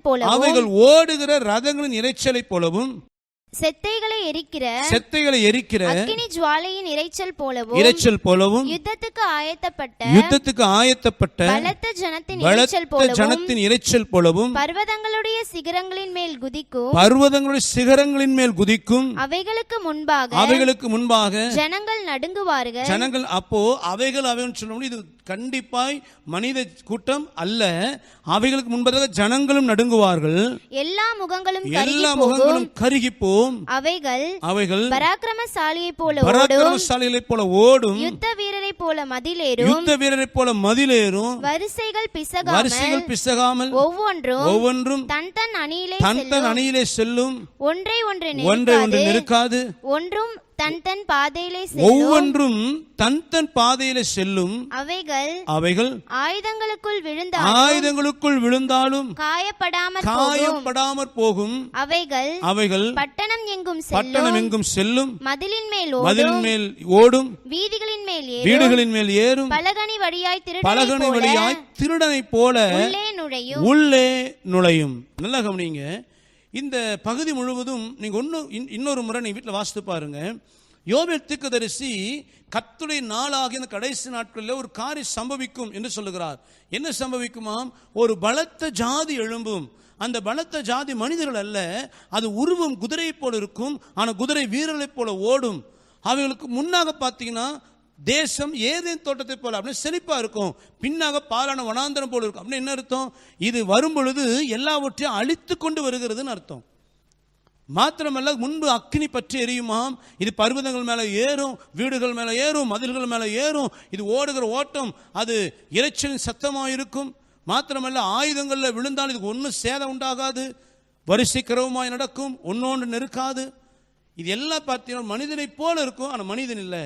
இது எதை குறிக்கிறது என்றால் இன்றைக்கு இருக்கிற ரோபோஸ், இந்த ரோபோட் தான் இந்த காரியம். ஆக இந்த யோவேல் எழுதும் பொழுது அன்னைக்கு இருக்கிற இன்னைக்கு இருக்கிற ரோபோட்ஸ் அன்னைக்கு கிடையாது. ஆனால் இன்னைக்கு பாருங்க, நான் இந்த திருவசன வார்த்தைகளையும் இன்னைக்கு ரோபோட்ஸை வைத்து நீங்கள் செக் பண்ணி பாருங்க. இன்றைக்கு இந்த ரோபோட்ஸ் இல்லாத இடங்கள் இல்லை. வீடுகளை பாதுகாக்கிறதுக்கு, வீடுகளை சுத்தம் பண்ணுறதற்கு, ஏன் யுத்தம் பண்ணுவதற்கு. நம்ம தேசத்தில் கூட சமீபத்தில் பேப்பரில் வாசித்தோம், சேலம் மாவட்டத்தில் டிராஃபிக் ஒழுங்குபடுத்துவதற்கு ஒரு ரோபோட் வைத்தார்கள். இன்றைக்கு விஞ்ஞானம் வளர்ந்து இந்த யோவேல் தீர்க்கதரிசி சொன்னதான காரியங்கள் இன்னைக்கு நிறைவேறி இருப்பதை நாம் பார்க்க முடியும். எதற்கு இந்த ரோபோட்டுடைய வளர்ச்சி, எதற்கு இந்த விஞ்ஞான வளர்ச்சி? இங்கே வாசிக்கிறோம், அவைகள் பராக்கிரமசாலிகளை போல ஓடும், யுத்த வீரரை போல மதிலேறும், வரிசை பிசகாமல் ஒவ்வொன்று தன் தன் அணியிலே செல்லும், அவைகள் ஆயுதங்கள் மேல் விழுந்தாலும் அது ஒன்று சேதம் உண்டாகாதாம், ஜனங்கள் அதுக்கு முன்பதாக நடுங்குவார்கள். இந்த ரோபோட்ஸ் எல்லாவற்றையும் யுத்தத்துக்கு பயன்படுத்துவதற்கான காலம் சமீபம். ஒரு யோசிக்கலாம், ரோபோட் அப்படின்னு நம்ம சொன்னதானங்க செய்யும், அது எப்படிங்க யுத்தம் பண்ணும்? நல்லா கவனிங்க. இந்த ரோபோட்ஸ் ஆரம்பித்த நாட்களில் ஒரு மிஷின் போல அங்கே என்ன அவர் சொல்லுகிறார்களோ அதை மட்டும் செய்யும். ஒரு மிஷின் இருக்குது, அது ஒரு சர்வர் வேலை செய்வதற்கு மட்டும் வடிவமைக்கப்பட்டிருந்துச்சுன்னா அதை மட்டும் செய்வதற்கான திராணி உள்ளதாக இருக்கும். ஆனால் மனிதர்களை பார்த்தீங்க அப்படின்னா, அதாவது இந்த ரோபோட்ஸ் என்பது ஆர்டிஃபிஷியல் இன்டெலிஜென்ஸ், ஏஐ, அதாவது செயற்கையாக உருவாக்கப்பட்ட புத்திசாலி என்று சொல்லலாம். ஆனால் மனிதர்கள் அப்படி அல்ல. நாம் சமயத்துக்கு ஏற்ற என்ன பதில் சொல்லணுமோ அதை நமக்குள்ள யாரும் சொல்லித்தர வேண்டியதில்லை, நமக்குள்ள இருந்து தானாகவே எழும்புகிறது. காரணம், நாம் எல்லாருமே NI, நேச்சுரல் இன்டெலிஜென்ஸ், நாம் இயற்கையாகவே நாம் உருவாக்கப்பட்டவர்கள். ஆகவே நம் சமயத்துக்கு என்ன சொல்ல வேண்டும் என்பதெல்லாம் கற்றிருக்கிறோம். அப்போ இன்னைக்கு ரோபோட் அது ஒரு காரியத்துக்கு உருவாக்கப்பட்டு அது எப்படிங்க யுத்தம் செய்யும், அது எப்படி சண்டை போடும், சண்டைக்கு அந்த நேரத்தில் என்ன செய்யணும் என்கிறதான அந்த சமயோசித புத்தி, பிரசன்ஸ் மைண்ட் தேவையில்லவா? ரோபோட்க்கு அது இருக்காது என்னன்னு யோசிக்கலாம். அமெரிக்காவில் டென்வர் இன்டர்நேஷனல் ஏர்போர்ட் என்று ஒரு ஏர்போர்ட் உண்டு, டென்வர் இன்டர்நேஷனல் ஏர்போர்ட். அந்த ஏர்போர்ட்டில் ஒரு ரோபோட் வைத்திருக்கிறார்கள், அது பேர் டாக்கிங் கார்கோயில். அது பார்ப்பதற்கு ஒரு மிருகம் போல இருக்கிறது, அதனுடைய முகம் ஒரு மிருகத்தை போல, அது குத்த வச்சு உட்கார்ந்து 2 ரெக்கை இருக்கிறது. அந்த மிருகம் அந்த வழியில் போகிற இடத்துல ஒரு மனிதன் பேசுவது போலவே பேசுகிறது. அதாவது ஒரு மிஷினில் நம்ம சில வாய்ஸ் ரெக்கார்ட் பண்ணி வைத்திருந்தா அது மட்டும்தான் ஒளிபரப்பாகும். ஆனால் இந்த ரோபோட் பார்த்தீங்கன்னா அந்த வழியில் போகிற ஒரு மனிதனோடு பேசுகிறது.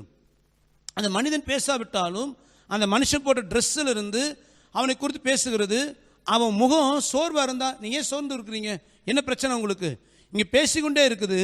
தூரத்தில் நின்று கொண்டிருக்கும் பொழுது அவங்களை அழைத்து நீங்கள் ஏன் இன்னும் பார்த்து கொண்டு இருக்கிறீங்க என்று ஒரு மனுஷனை போல பேசுகிறது. இன்னைக்கு அது இருக்கிறது Denver international airport, USA.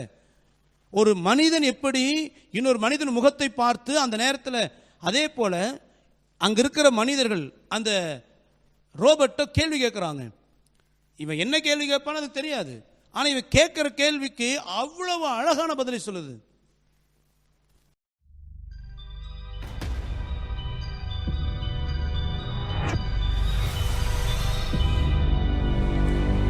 That's a little too close for comfort, lady. Oh, damn. What, you never seen a talking gargoyle before? Welcome to Illuminati headquarters. I mean, Denver International Airport. Hello? Do I know you? Are you hungry?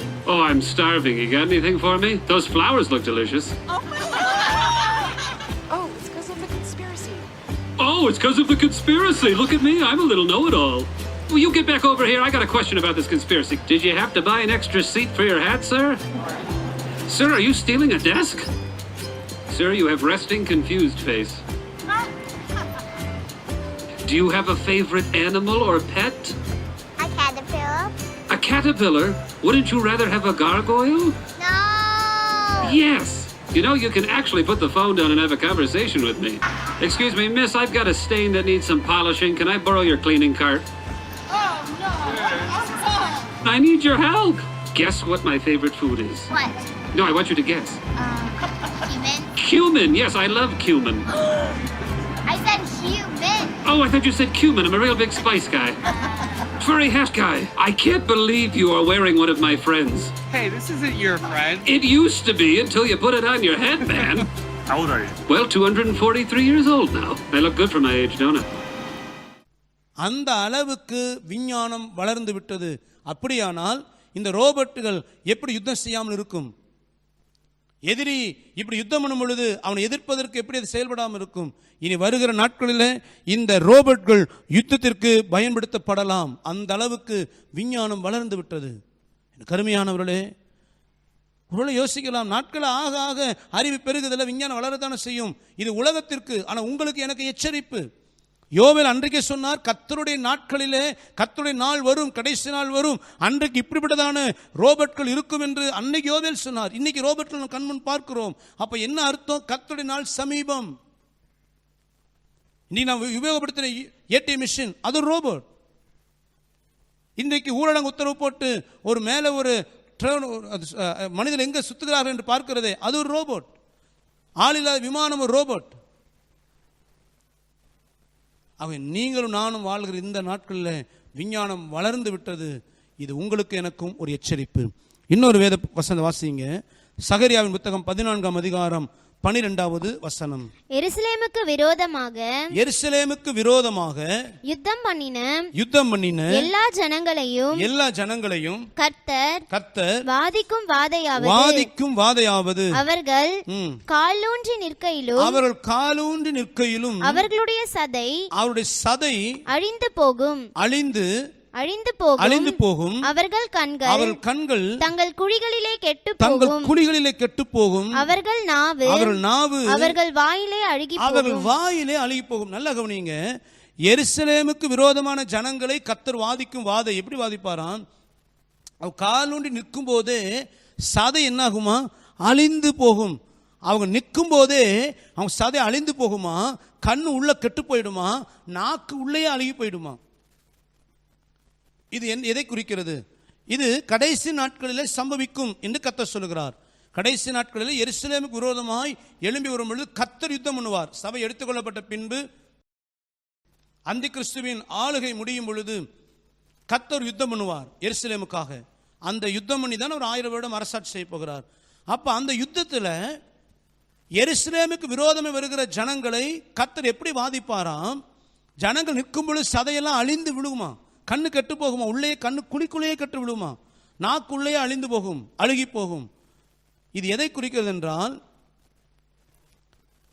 அணுகுண்டினால உண்டாகிற பாதிப்புகள் இப்படித்தான் இருக்கும் என்பதை நாம் அது விஞ்ஞானத்தில் பார்க்கிறோம். அதாவது 2ஆம் உலகப் போர் நடக்கும் பொழுது 1945ஆம் வருஷம் ஆகஸ்ட் மாதம் 6ஆம் தேதி அமெரிக்க தேசத்தின் இராணுவப்படை, விமானப்படை ஜப்பானின் ஹிரோஷிமா என்கிற பட்டணத்தின் மீதும் நாகசாகி என்கிற பட்டணத்தின் மீதும் முதல் முறையாக அணுகுண்டை உபயோகப்படுத்தினார்கள். அந்த அணுகுண்டு உபயோகப்படுத்தும் பொழுது ஜப்பானுடைய ஹிரோஷிமா நாகசாகி 2 பட்டணமும் சிதைந்து போனது, உருவழிந்து போனது. அப்பொழுதுதான் ஜப்பான் அமெரிக்காவோட சரண்டர் ஆனது 2ஆம் உலகப் போரில். அப்போ இந்த அணுகுண்டை போடும் பொழுது அந்த அணுகுண்டு 64 கிலோ உள்ள அணுகுண்டு. அதை சுமந்து சென்ற அந்த விமானத்தின் பைலட்ஸ் 2 பேர், அவருடைய ஸ்டேட்மெண்ட் பார்த்தீங்கன்னா, அந்த குண்டு விழுந்த உடனே அந்த ஹிரோஷிமா நாகசாகி அந்த பட்டணங்களில் ஒரு பெரிய சேதம், ஒரு பெரிய ஒரு அழி உண்டான பொழுது அவர்கள் சொன்ன வார்த்தை, ஐயோ தேவனே, நாங்கள் என்ன செய்து விட்டோம் என்று புலமே, அவள் தெரியாது இப்படி அழிவு வரும் என்று. அந்த ஜனங்கள் அந்த பட்டணம் அழிகிறதை பார்த்தோன்னே இவரால் தாங்க முடியல. காரணம் என்னவென்றால், அவள் சொல்லுகிற ஸ்டேட்மெண்ட், இந்த வசனம் எப்படி சொல்லுகிறதோ அதே போல இந்த அணுகுண்டு போட்ட உடனே அது வெடிக்கும் பொழுது ஜனங்களுடைய சதைகள் அழிந்து விழுந்ததாம். கண்கள் கண்ணுக்குள்ளே கெட்டு விழுந்தது. அவள் உருவழிந்து போனார்கள். அந்த அணுகுண்டு போடும் பொழுது உண்டான வெப்பம் 30 லட்சம் டிகிரி செல்சியஸ். அப்படின்னா, அதாவது சம்மர் டைமில் ஐயோ ரொம்ப உஷ்ணப்பா, உடம்பெல்லாம் எரியுது அப்படின்னு சொல்கிறோம். எவ்வளோ வெயில் பார்த்தீங்கன்னா 38 டிகிரி செல்சியஸ் அல்லது 40 டிகிரி செல்சியஸ். 40 தாண்டதில்லை. நாம் 40 டிகிரி செல்சியஸ்க்கே நம்ம உடம்பெல்லாம் எரியுது என்றால் 30 லட்சம் டிகிரி செல்சியஸ் அளவுக்கு வெப்பம். கொஞ்சம் யோசித்து பாருங்க. இங்கு சகரியாவின் புத்தகத்தில் சொல்லப்பட்டதான இந்த காரியம் அணுகுண்டு போட்ட பொழுது உண்டான விளைவு என்பதை அந்த விமானிகளே சொல்லுகிறதை நாம் அறிந்திருக்கிறோம். அப்படியானால் இந்த சகரியாவின் காலத்தில் அணுகுண்டு கிடையாது. ஆனால் கடைசி நாட்களில் இப்படிப்பட்ட ஒரு அழிவு அணுகுண்டினால் உண்டாகும் என்பதை அன்றைக்கே கர்த்தர் வெளிப்படுத்தியிருக்கிறார். இது கடைசி காலத்தில் நடக்கும் என்று. இன்றைக்கு எல்லா உலக நாடுகளிலும் அணுகுண்டு ரெடியா இருக்குது. இப்போ ஒரு தேர்ட் வேர்ல்டு வார், மூன்றாவது உலக யுத்தம் ஆரம்பமாகுமானால் கட்டாயம் சொல்லுகிற எல்லா நாடுகளும் அணுகுண்டு உபயோகப்படுத்தும். அப்படின்னா இந்த உலகம் எப்படி இருக்கும் யோசித்து பாருங்க. கடைசி நாட்களிலே இப்படித்தான் யுத்தம் நடக்கும், அணுகுண்டினால் யுத்தம் நடக்கும் என்பதை சகரியாவிடம் கர்த்தர் வெளிப்படுத்தியிருந்தார். இன்றைக்கு அது நிறைவேறிவிட்டது. எல்லா நாடுகளும் அணுகுண்டை ஆயத்தப்படுத்தி ரெடியாக வச்சிருக்குது. எப்போ யுத்தம் ஸ்டார்ட் ஆனாலும் அது உபயோகப்படுத்துவதற்கு. இந்த விஞ்ஞான வளர்ச்சி இயேசுவின் வருகை சமீபம் என்பதை உங்களுக்கும் எனக்கும் காண்பிக்குது. எனக்கு அருமையானவர்களே, இந்த விஞ்ஞான வளர்ச்சி குறித்து நாம் சில காலையில் பார்த்து எந்த அளவுக்கு விஞ்ஞானம் வளர்ந்து விட்டது, இன்டர்நெட் வளர்ந்து விட்டது. எங்கேயோ நடக்கிற சம்பவத்தை இன்னைக்கு நம்ம பார்த்து கொண்டிருக்கிறோம். இது ஒரு அடையாளம். அதே போல இன்னைக்கு ரோபோட்ஸ் ஒரு அடையாளம். இன்னைக்கு எல்லா நாடுகளுக்கு இருக்கிற அணுகுண்டுகள் அடையாளம். இது எல்லாமே கர்த்தர் சொன்னார் கடைசி நாட்கள் இருக்கும் என்று சொன்னார். அந்த கிறிஸ்து நாட்களிலே அந்த தீர்க்கதரிசி உடல்களை உலகம் முழுவதும் பார்க்கும். இன்டர்நெட் வளர்ச்சி இருக்கும். இன்னைக்கு அது வளர்ந்து விட்டது. ரோபோட்கள் இருக்கும். அது யுத்தத்துக்கு பயன்படுத்தப்படும். அன்றைக்கு யோவேலுக்கு ஆண்டவர் வெளிப்படுத்தினார். இன்றைக்கு அது நடந்து விட்டது. அது நடக்கும் பொழுது கர்த்தருடைய நாள் என்பதை அறிந்து கொள்ளுங்கள் என்று கர்த்தர் சொன்னார். இன்றைக்கு அது கர்த்தருடைய நாள். அதே போல் சகரியாவுக்கு ஆண்டவர் வெளிப்படுத்தும் பொழுது கடைசி நாட்களிலே அந்த கிறிஸ்துவோடு கர்த்தர் யுத்தம் பண்ணும் பொழுது இப்படி ஜனங்களுடைய சதைகள் அழிந்து விழும், கண்கள் கெட்டு போகும், நாக்கு அழுகி போகும். இதெல்லாம் அணுகுண்டினுடைய விளைவுகள். ஆக அன்றைக்கு சகரியா சொல்லும் பொழுது கடைசி நாட்கள் நடக்கும் என்று சொன்னார். இன்னைக்கு அது நடந்து கொண்டிருக்கிறது. அப்படியானால் நீங்களும் நானும் இருப்பது கடைசி நாட்கள். இயேசுவின் சபை, இயேசுவின் வருகை மிக சமீபம் என்பதை சபை அறிந்து கொள்ள வேண்டும். அல்லேலூயா. அடுத்த ஒரு 5வது அடையாளம் மத்தேயு 24ஆம் அதிகாரம் 6 to 8 வரை வாசிக்கலாம். யுத்தங்களிலும் யுத்தங்களின் செய்திகளையும் கேள்விப்படுவீர்கள். கலங்காதபடி எச்சரிக்கையாயிருங்கள். இவைகளெல்லாம் சம்பவிக்க வேண்டியதே. ஆனாலும் முடிவு உடனே வராது. ஜனத்துக்கு விரோதமாய் ஜனமும் ராஜ்யத்துக்கு விரோதமாய் ராஜ்யம் எழும்பும். பஞ்சங்களும் கொள்ளை நோய்களும் பூமி அதிர்ச்சிகளும் பல இடங்களில் உண்டாகும். இவைகள் எல்லாம் வேதனைகளுக்கு ஆரம்பம். நல்ல கவனிங்க. இந்த வசனம் சொல்லப்பட்டதான யுத்தங்கள், யுத்தங்களின் செய்திகள், கொள்ளை நோய், பஞ்சம், ஜனத்துக்கு விரோதமான ஜனம், பூமி அதிர்ச்சி, இதெல்லாம் ஒரு அடையாளம் என்று கர்த்தர் சொல்வதை பார்க்கிறோம். ஒரு நம்ம யோசிக்கலாம், இதெல்லாம் எப்போ நடக்கிறதானே? எங்க தாத்தா பாட்டி கூட சொல்லியிருக்கிறாங்க, அவங்க காலத்து பெரிய பஞ்சம் வந்துச்சாமே, எத்தனை பூமி அதிர்ச்சிகள் வந்திருக்குது, எத்தனை யுத்தங்கள் வந்திருக்குது. இதெல்லாம் ஒரு அடையாளமா? இது எல்லா காலத்தும் நடக்கிறதானே என்பதை நம்ம அறிந்திருக்கிறோம். உண்மைதான். ஆனால் இங்கு மத்தேயுல சொல்லப்பட்டதான இந்த வசனங்கள் முழுமையாய் நிறைவேறுவது அந்த கிறிஸ்துவின் நாட்களிலே. முழுமையாக நிறைவேறுவது அந்த கிறிஸ்து நாட்கள் நிறைவேறும். ஆனால் இந்த நாட்களிலே ஒருவேளை எப்பொழுது வருகிற கொள்ளை நோய்கள், எப்பொழுது வருகிற பஞ்சங்கள் வந்தாலும், இதுவரைக்கும் இந்த பூமியானது, இந்த உலகமானது சந்தித்த கொள்ளை நோய்கள், பஞ்சம், யுத்தங்களை காட்டிலும் இப்பொழுது இந்த உலகம் சந்திப்பது மகா தீவிரமானது. நல்ல கவனிங்க. இப்போ பேசுவது, கொள்ளை நோய் குறித்து பேசுவது நமக்கு சீக்கிரமாக புரிந்து கொள்ள முடியும். எத்தனையோ கொள்ளை நோய்கள் இந்த பூமியில் வந்தது உண்டு. அந்த கொள்ளை நோய்களுக்கு மருந்து தயாரிப்பதற்காக, மருந்து கண்டுபிடிப்பதற்கு எல்லா நாடுகளும் முயற்சி எடுக்கும். கட்டாயம் அது கண்டுபிடித்து விடுவார்கள். மாத்திரமல்ல, எத்தனையோ கொள்ளை நோய்கள் இந்த பூமியில் வந்தது. வரும்பொழுது ஒரு பட்டணத்துக்கு மட்டும் வரும், அல்லது ஒரு தேசத்துக்கு மட்டும் வரும், அல்லது ஒரு சில நாடுகளுக்கு மட்டும் வரும். ஆனால் முழு உலகத்தையும் இன்னைக்கு நடுங்க வைக்கிற ஒரு கொள்ளை நோய் என்று சொல்லும் பொழுது, இதுவரைக்கும் வந்ததை காட்டிலும் இது தீவிரமாக இருப்பது காரணம் இயேசு கிறிஸ்துவின் வருகைக்கு உங்களை என்னையும் எச்சரிக்கிற அடையாளம். இன்றைக்கு நடக்கிற இயற்கையின் அழிவுகள் இயேசுவின் வருகைக்கு அடையாளம். இங்கு சொல்லப்பட்ட இயற்கை அழிவுகள் எல்லாம் அந்த கிறிஸ்து நாட்கள் தான் முழுமை நிறைவேறும். ஆனால் இன்றைக்கு ஒரு எச்சரிப்பாக கர்த்தர் நமக்கு தரும்படி, இப்படி எல்லாம் நடக்க போகிறது, நீ மனம் திரும்பு என்பதற்கு ஒரு எச்சரிப்பை நமக்கு கொடுக்கிறான். இன்னைக்கு இருக்கிற கொள்ளை நோயை பாருங்க. எல்லா நாடுகளும் இன்னைக்கு மருத்துவத்தில் வளர்ந்துருக்குது, எல்லா நாடுகளும் விஞ்ஞானத்தில் வளர்ந்துருக்குது. ஆனால் எல்லா நாடுகளும் கையை பிசையுது. இன்னைக்கு மருந்து கண்டுபிடிக்க முடியல, மூலக்கூறை கண்டுபிடிக்க முடியல. இந்த கொரோனா COVID-19 அந்த வைரஸ் மூலக்கூறு என்னன்னு யாராலையும் கண்டுபிடிக்க முடியல. கண்டுபிடிச்சாதானே மருந்து கண்டுபிடிக்க முடியும். ஒவ்வொரு நாடுகளும் ஒவ்வொரு நாட்டை குற்றஞ்சாட்டி கொண்டிருக்கிறது. உலக ஞானம் இன்றைக்கு பைத்தியமாகிவிட்டது. கொள்ளை நோய் முழு உலகத்தையும் ஆட்டி படைக்கிறது. இது உங்களுக்கும் எனக்கும் தேவன் கொடுக்கிற ஒரு எச்சரிப்பு. அடுத்த ஆண்டு சொல்ல பாருங்க, பஞ்சங்கள் வரும். எத்தனையோ பஞ்சங்கள் வந்திருக்கிறதா. ஆனால் இப்போ சமீப காலமாய் உலக சுகாதார மையம் முழு உலகத்தையும் எச்சரித்து கொண்டே இருக்கிறது. ஒரு பெரிய உணவு பஞ்சம் வரும். இது வரைக்கும் உணவு பஞ்சம் வரலையா? வந்திருக்குது. ஏதோ ஒரு ஊரில் ஏதோ ஒரு நாட்டில் பஞ்சம் வரும். 1 வருஷம் 2 வருஷம் இருக்கும், உடனே அது தீர்ந்துடும். ஆனால் இன்றைக்கு உலக சுகாதார மையம் சொல்லுவது உலக நாடுகள் முழுவதும் ஒரு பஞ்சம் வரும். சமீபத்தில் கேள்விப்பட்டிருக்கிறோம், பாலைவன வெட்டுக்கிளிகள் எல்லா நாடுகளும் சிதைத்து வருவதை பார்த்திருக்கிறோம். கடந்த நாட்களில் ஆப்பிரிக்கா தேசம், பாகிஸ்தான் நாடு, ஆப்கானிஸ்தான், இப்படி பல நாடுகளை, ஏமன் நாடு, சூடான் நாடு, எல்லாவற்றையும் சிதைத்து விவசாயத்தெல்லாம் அழித்த இந்த பாலைவன வெட்டுக்கிளி நம்ம நாட்டை விட்டு வைக்கல, நம்ம நாட்டுக்குள்ளேயும் வந்தது. வட மாநிலங்களில் அநேக மாநிலங்கள், உத்தரப்பிரதேசத்தில், மத்திய பிரதேசத்தில், மகாராஷ்டிராவில் அநேக சேதங்கள், ராஜஸ்தானில் சேதங்கள் உண்டாக்குனதை அறிந்திருக்கிறோம். இது போதாதுக்கென்று நீ சமீபத்தில் நீ பேப்பரில் வாசித்திருந்தீங்கன்னா, கன்னியாகுமரியில் ஒரு இடத்துல ஒரு தோட்டத்தில் விவசாய நிலத்தை வெட்டுக்கிளிகள் மூடி அதை நிறைய பயிரில் அழிச்சிருச்சு. அதை வேளாண் துறையினர்கள் அதை ஆராய்ந்து இது உள்ளூர் வெட்டுக்கிளி என்று சொல்லி அதை சொல்லி, இது பாளையம் வெட்டுக்கிளியில் உள்ளூர் வெட்டுக்கிளி. ரசாயன மருந்து தெளித்தார்கள். இது செய்தித்தாளில் வந்ததான நியூஸ். ரசாயனத்தை அடித்த உடனே அடுத்த ஒரே வாரத்தில் சின்னதாக அந்த பெட்டுக்கிளி சைஸ் பெருசாயிடுச்சு, கலர் மாறிடுச்சு. அது வரைக்கும் பச்சையானது சாப்பிட்டது இப்போ முத்தலான இலைகளையும் விட்டு வைக்கல, எல்லாவற்றையும் சாப்பிட்டு ஒரு பெரிய சேதத்தை உண்டாக்கினது என்று பார்க்கிறோம். இந்த பாலைவன வெட்டுக்கிளி சரி, இவைகள் அநேக இடங்களில் விவசாயத்தை அழித்ததினால் பல நாடுகள் சேதம். இன்னைக்கு ஆப்பிரிக்க நாடுகளிலே பஞ்சத்துக்கு காரணம் பாலைவன வெட்டுக்கிளிகள்.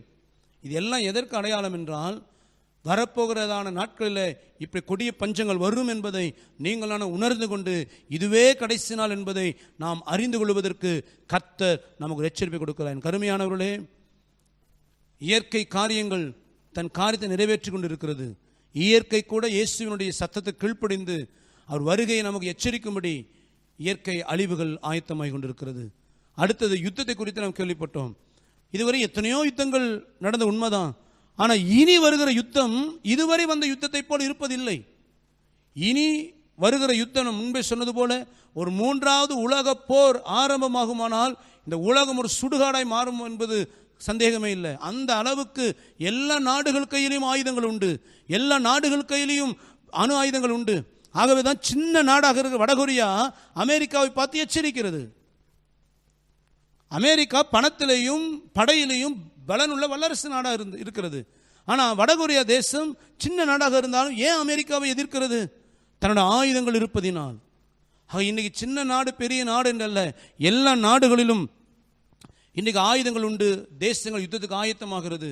இன்றைக்கு பாருங்க, சீன தேசம் இந்தியாவின் எல்லையில் வந்து போருக்கு ஆயத்தமாகி கொண்டிருக்கிறது. துருக்கி சீரியாவுக்கு யுத்தம் ஆயத்தமாகி கொண்டிருக்கிறது. வடகொரியா தென்கொரியா, வடகொரியா இன்னும் தென்கொரியாவோடு சமாதானமாகாமல் அது யுத்தத்துக்கு ஆயத்தமாகி கொண்டிருக்கிறது. இப்போ இன்னைக்கு உலகம் முழுவதும் ஒரு யுத்தத்தின் அறிகுறி வெளிப்படுவதை நாம் பார்க்கிறோம். ஒரு சின்ன ஒரு காரியம் வந்துவிட்டாலே யுத்தத்துக்கு நாடு ரெடியாகிவிடும்.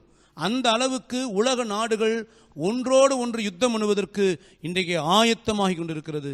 இது உங்களுக்கும் எனக்கும் தேவன் கொடுக்கிற ஒரு எச்சரிப்பின் சத்தம். இது இல்லாமல் இன்னொரு இயற்கையின் அடையாளத்தை பாருங்க. சகரியாவின் புத்தகம் 14ஆம் அதிகாரம் 3-4 வசனங்களை வாசிங்க.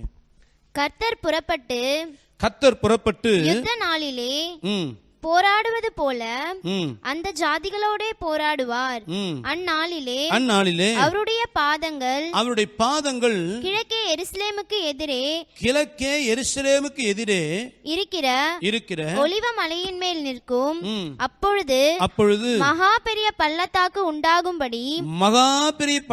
உண்டாகும்படி ஒலிவ மலை தன் நடு மையத்திலே கிழக்கு மேற்காய் எதிராக பிளந்து போம்.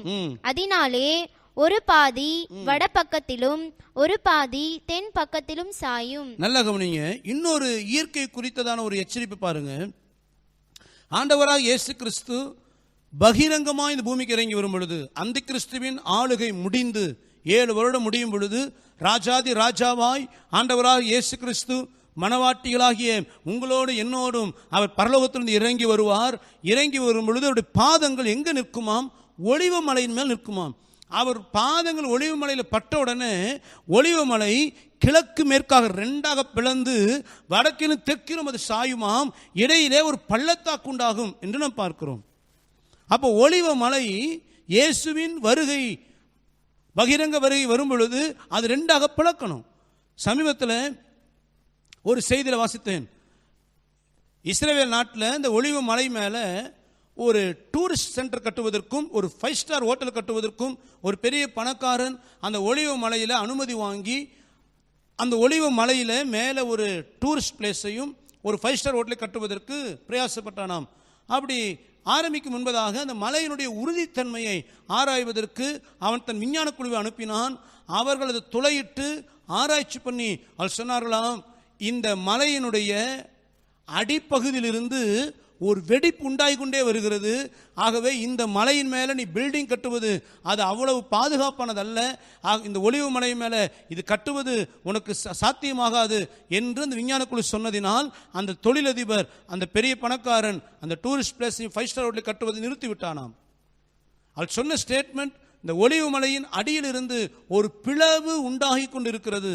என கருமையானவர்களே, ஒலிவ மலை கூட இயேசு கிறிஸ்துவின் பாதங்கள் தன் மேல் படுவதற்கு தன்னை ஆயத்தப்படுத்தி கொண்டு விட்டது.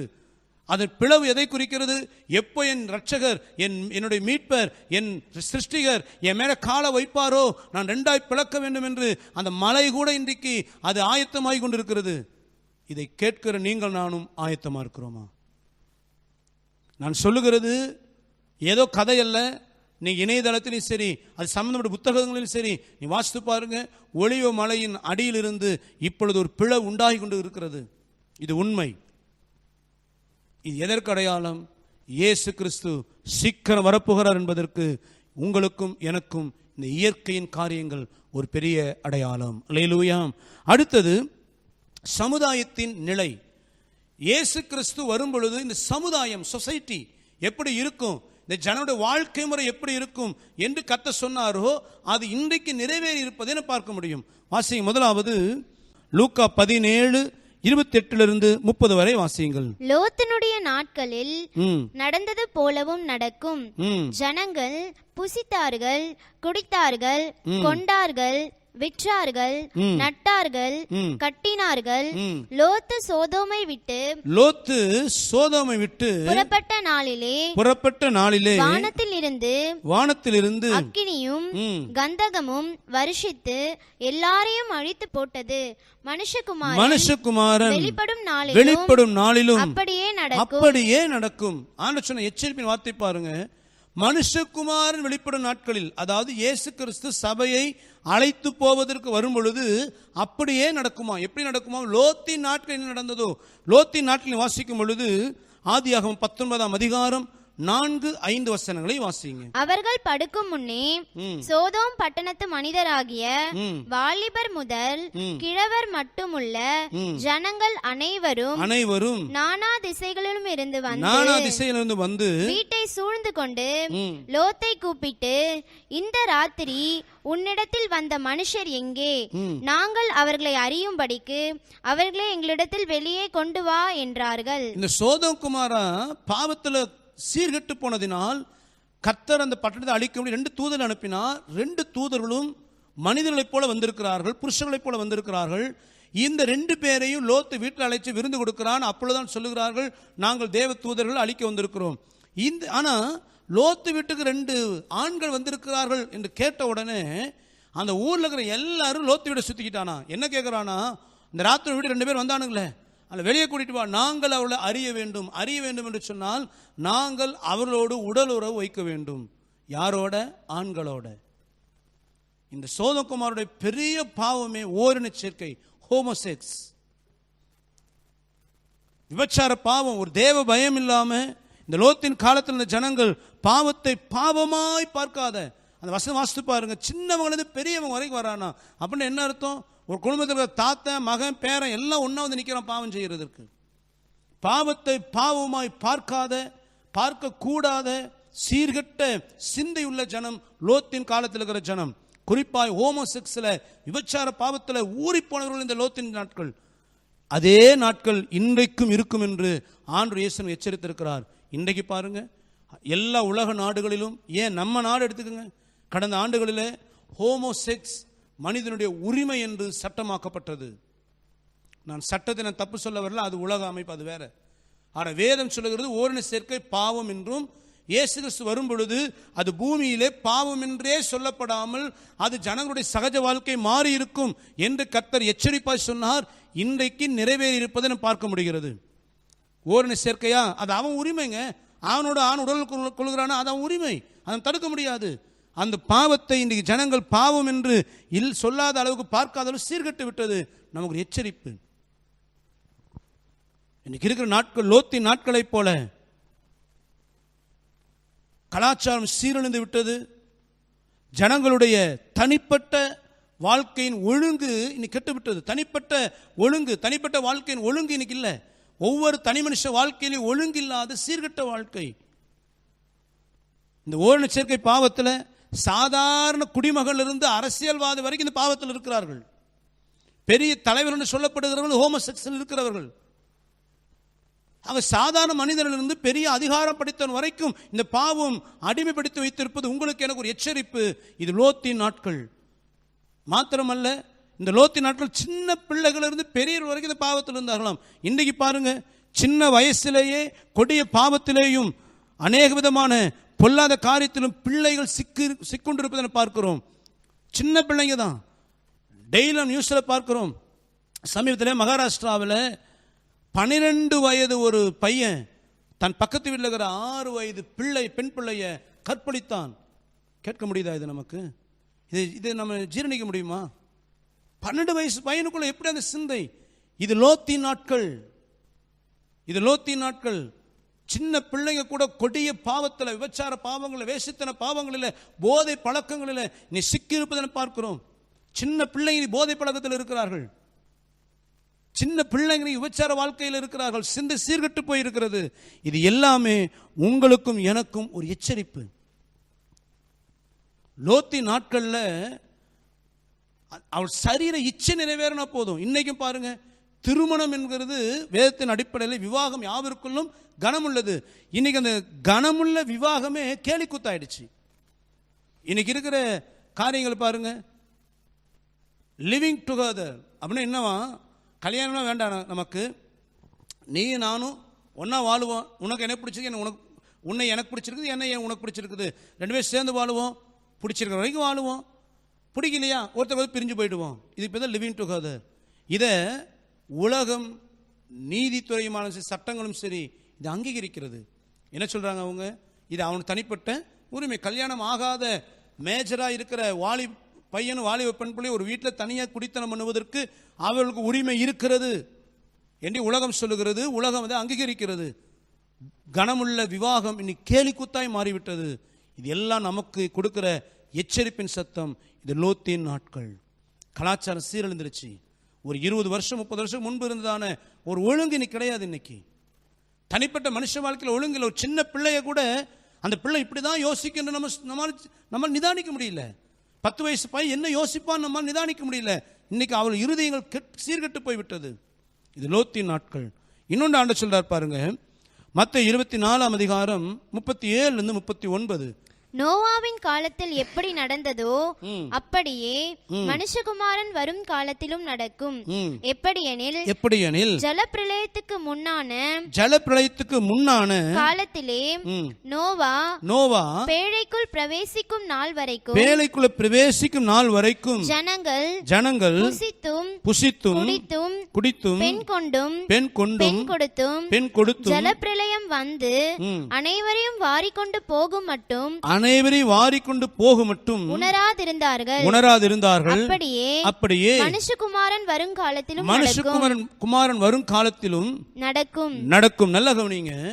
நோவாவின் காலத்தில் இந்த ஜனங்கள் உணர்வற்றவர்களாக இருந்தார்கள். ஆனா சொல்றாரு, நோவாவின் காலத்தில் எப்படி ஜனங்கள் இருந்தார்களோ அதே போல மனுஷகுமாரன் வரும் நாட்களிலேயும் நடக்கும். அனைவரையும் வாரிக்கொண்டு போக மட்டும் உணராது இருந்தார்களாம். நோவாவின் காலத்தில் ஜனங்கள் உணர்வற்ற ஜனங்கள். அது என்ன உணர்வற்ற ஜனம் என்ன அர்த்தம்னா, தாங்கள் செய்கிறது சரியா தவறா என்கிற உணர்வே அவளுக்கு இல்லை. நீ ஆதியாகமம் 6ஆம் அதிகாரம் 5-6 வாசித்து பாருங்க. அவள் இருதயத்தின் நினைவுகள் எல்லாம் நித்தமும் பொல்லாததா இருந்ததாம். எங்கள் எண்ணங்கள் பொல்லாதது, எங்கள் வாழ்க்கை பொல்லாதது என்கிற உணர்வு இல்லாமல் வாழ்ந்தவர்கள். ஐயோ நான் செய்யறது பாவம், நான் செய்யறது அருவருப்பான காரியம் என்று உணர்வற்று வாழ்ந்தவர்கள் நோவாவின் காலத்து ஜனங்கள். ஆண்டவர் சொல்றாரு, இந்த கடைசி நாட்கள் ஜனங்களும் அப்படி உணர்வற்றுலாம் இருப்பார்களாம். நீ நடக்கிற சம்பவங்களை பாருங்க. பெத்த தகப்பன் தன்னுடைய மகளை பலாத்காரம் பண்ணுகிறார். உணர்வே இல்லை அவருக்கு. ஐயோ நான் பெற்ற பிள்ளையாச்சே, நான் தோல்ல போட்டு வளர்த்தின பிள்ளையாச்சே. சொந்த சகோதரியை சகோதரன் கற்பழிக்கிறான். கடந்த நாட்கள் நன்றை தெரியும், அயனாவரத்தில் நடந்த ஒரு சம்பவம். வாய் பேச முடியாத ஒரு சின்ன பிள்ளைய பல நாட்களாய் பலாத்காரம் பண்ணினது. அதில் வயதான கிழவர்கள் உட்பட சின்ன பிள்ளை, தன் பேத்தியை போல இருக்கிற பிள்ளை என்கிற உணர்வு இல்லை. காரணம், இது நோவாவின் காலம். சமுதாயம் அந்த அளவு உணர்வற்ற காலமாய் மாறிவிட்டது. தான் பெத்த பிள்ளைய சொந்த தாயே தன் பிள்ளை விபச்சாரத்தை ஈடுபடுத்துகிறார்கள். அது ஈடுபடலைன்னா சொந்த தாயே குடும்பப்படுத்துகிறார்கள். உணர்வில்லை. இன்னைக்கு சமீபத்தில் நம்முடைய தமிழ்நாட்டில் ஒரு தகப்பன் ஒரு ஜோசியன் சொன்னதை கேட்டு வாழ்க்கையில் சீக்கிரம் முன்னுக்கு வர வேண்டும் என்பதற்காக தன் 15 வயது மகளை நரபலி கொடுத்தான் தகப்பன். உணர்வில்லை இன்னைக்கு. ஐயோ இது என்னுடைய காத்து பாவமாயிற்றே, அருவருப்பாயிற்றே. இன்னைக்கு உணர்வில்லாத ஒரு காலத்தில் நீங்களும் நானும் வாழ்ந்து கொண்டிருக்கிறோம். காரணம், இது நோவாவின் காலம். தேவன் நமக்கு கொடுக்கிற எச்சரிப்பு.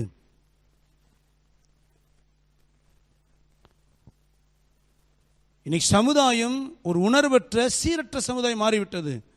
இன்னைக்கு சமுதாயம் தான் அப்படி இருக்குதுன்னா, ஒரு வார்த்தை வாசி, 2 பேதுரு 2ஆம் அதிகாரம் 5வது வசனம்.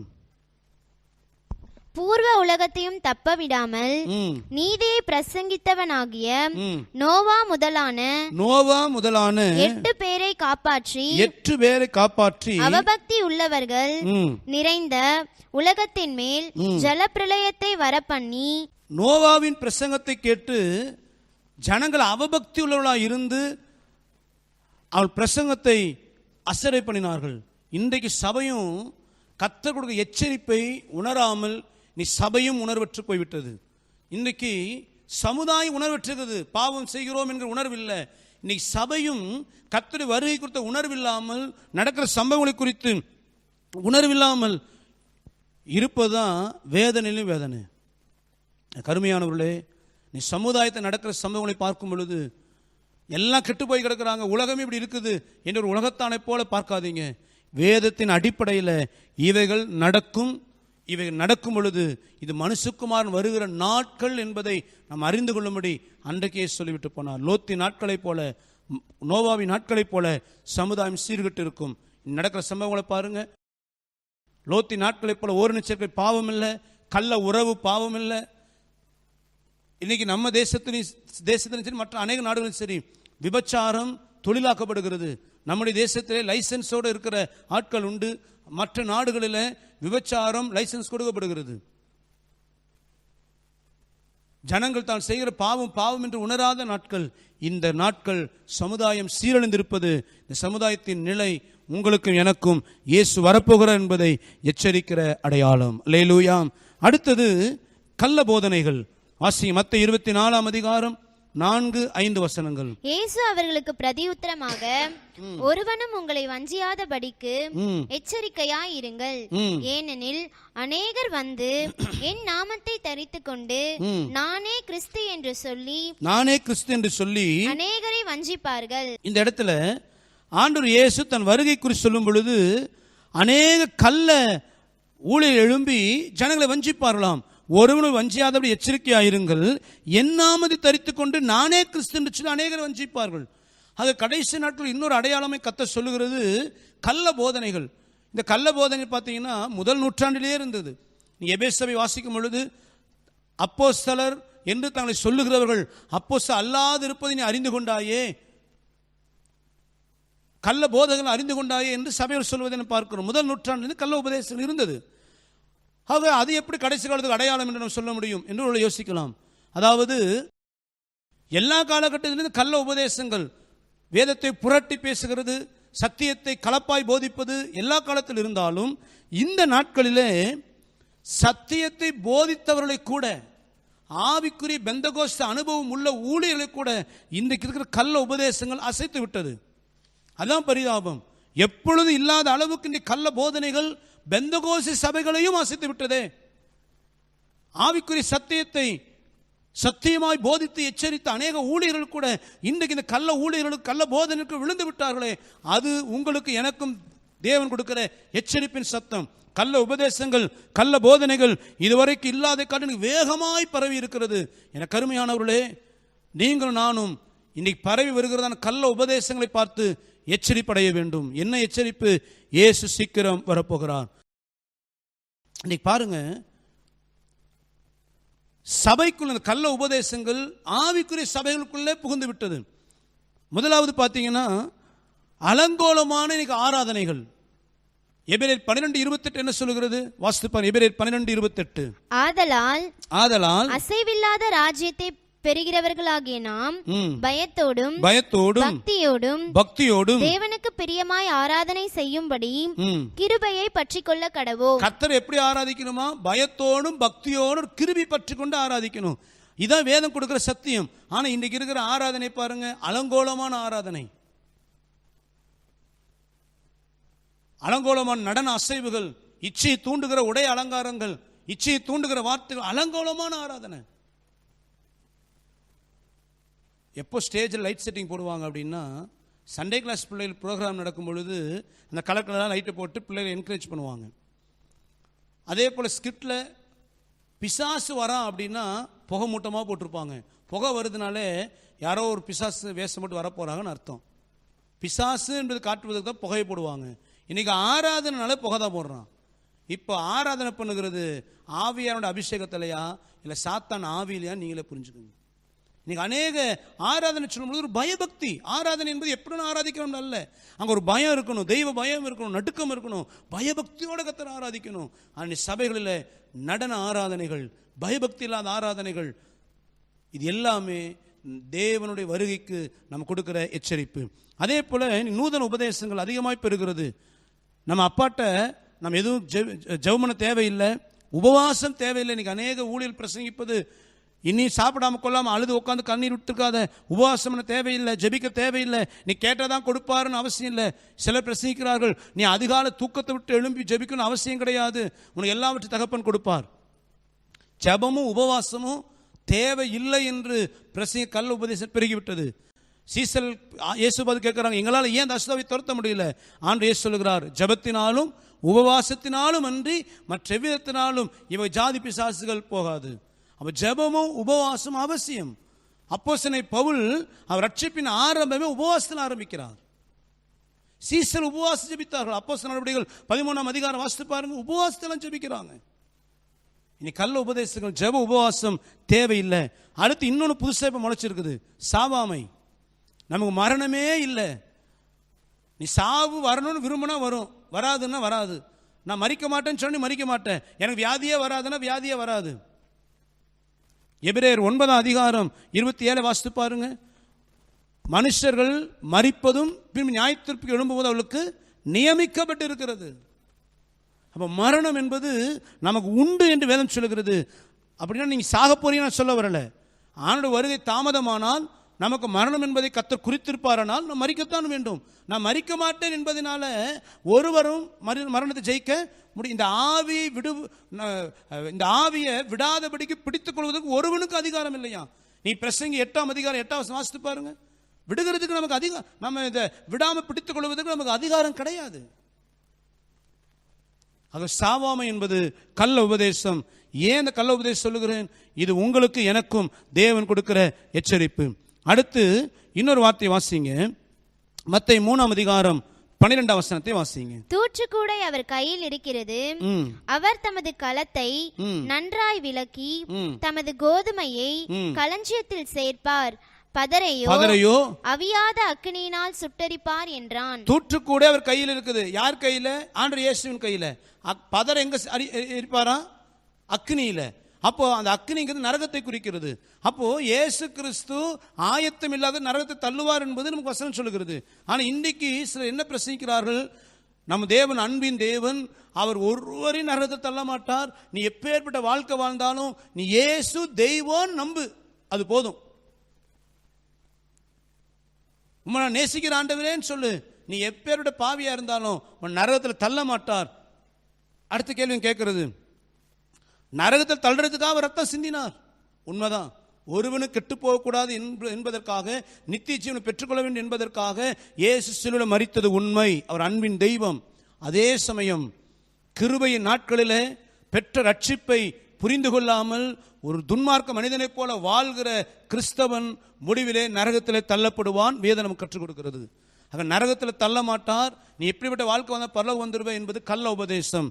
அடுத்து இன்னொரு புதிய போதனை என்ன அப்படின்னா, உன்னால பாவம் செய்யாமல் இருக்க முடியாது, நீ என்ன பெரிய பரிசுத்தவானா, இந்த சரீரம் பாவ சரீரம், இந்த சரீரம் இச்சை உள்ளது, இந்த சரீரம் உணர்வு உள்ளது, ஆகவே நீ பாவம் செய்து தான் ஆவ, உன்னால் செய்யாமல் இருக்க முடியாது.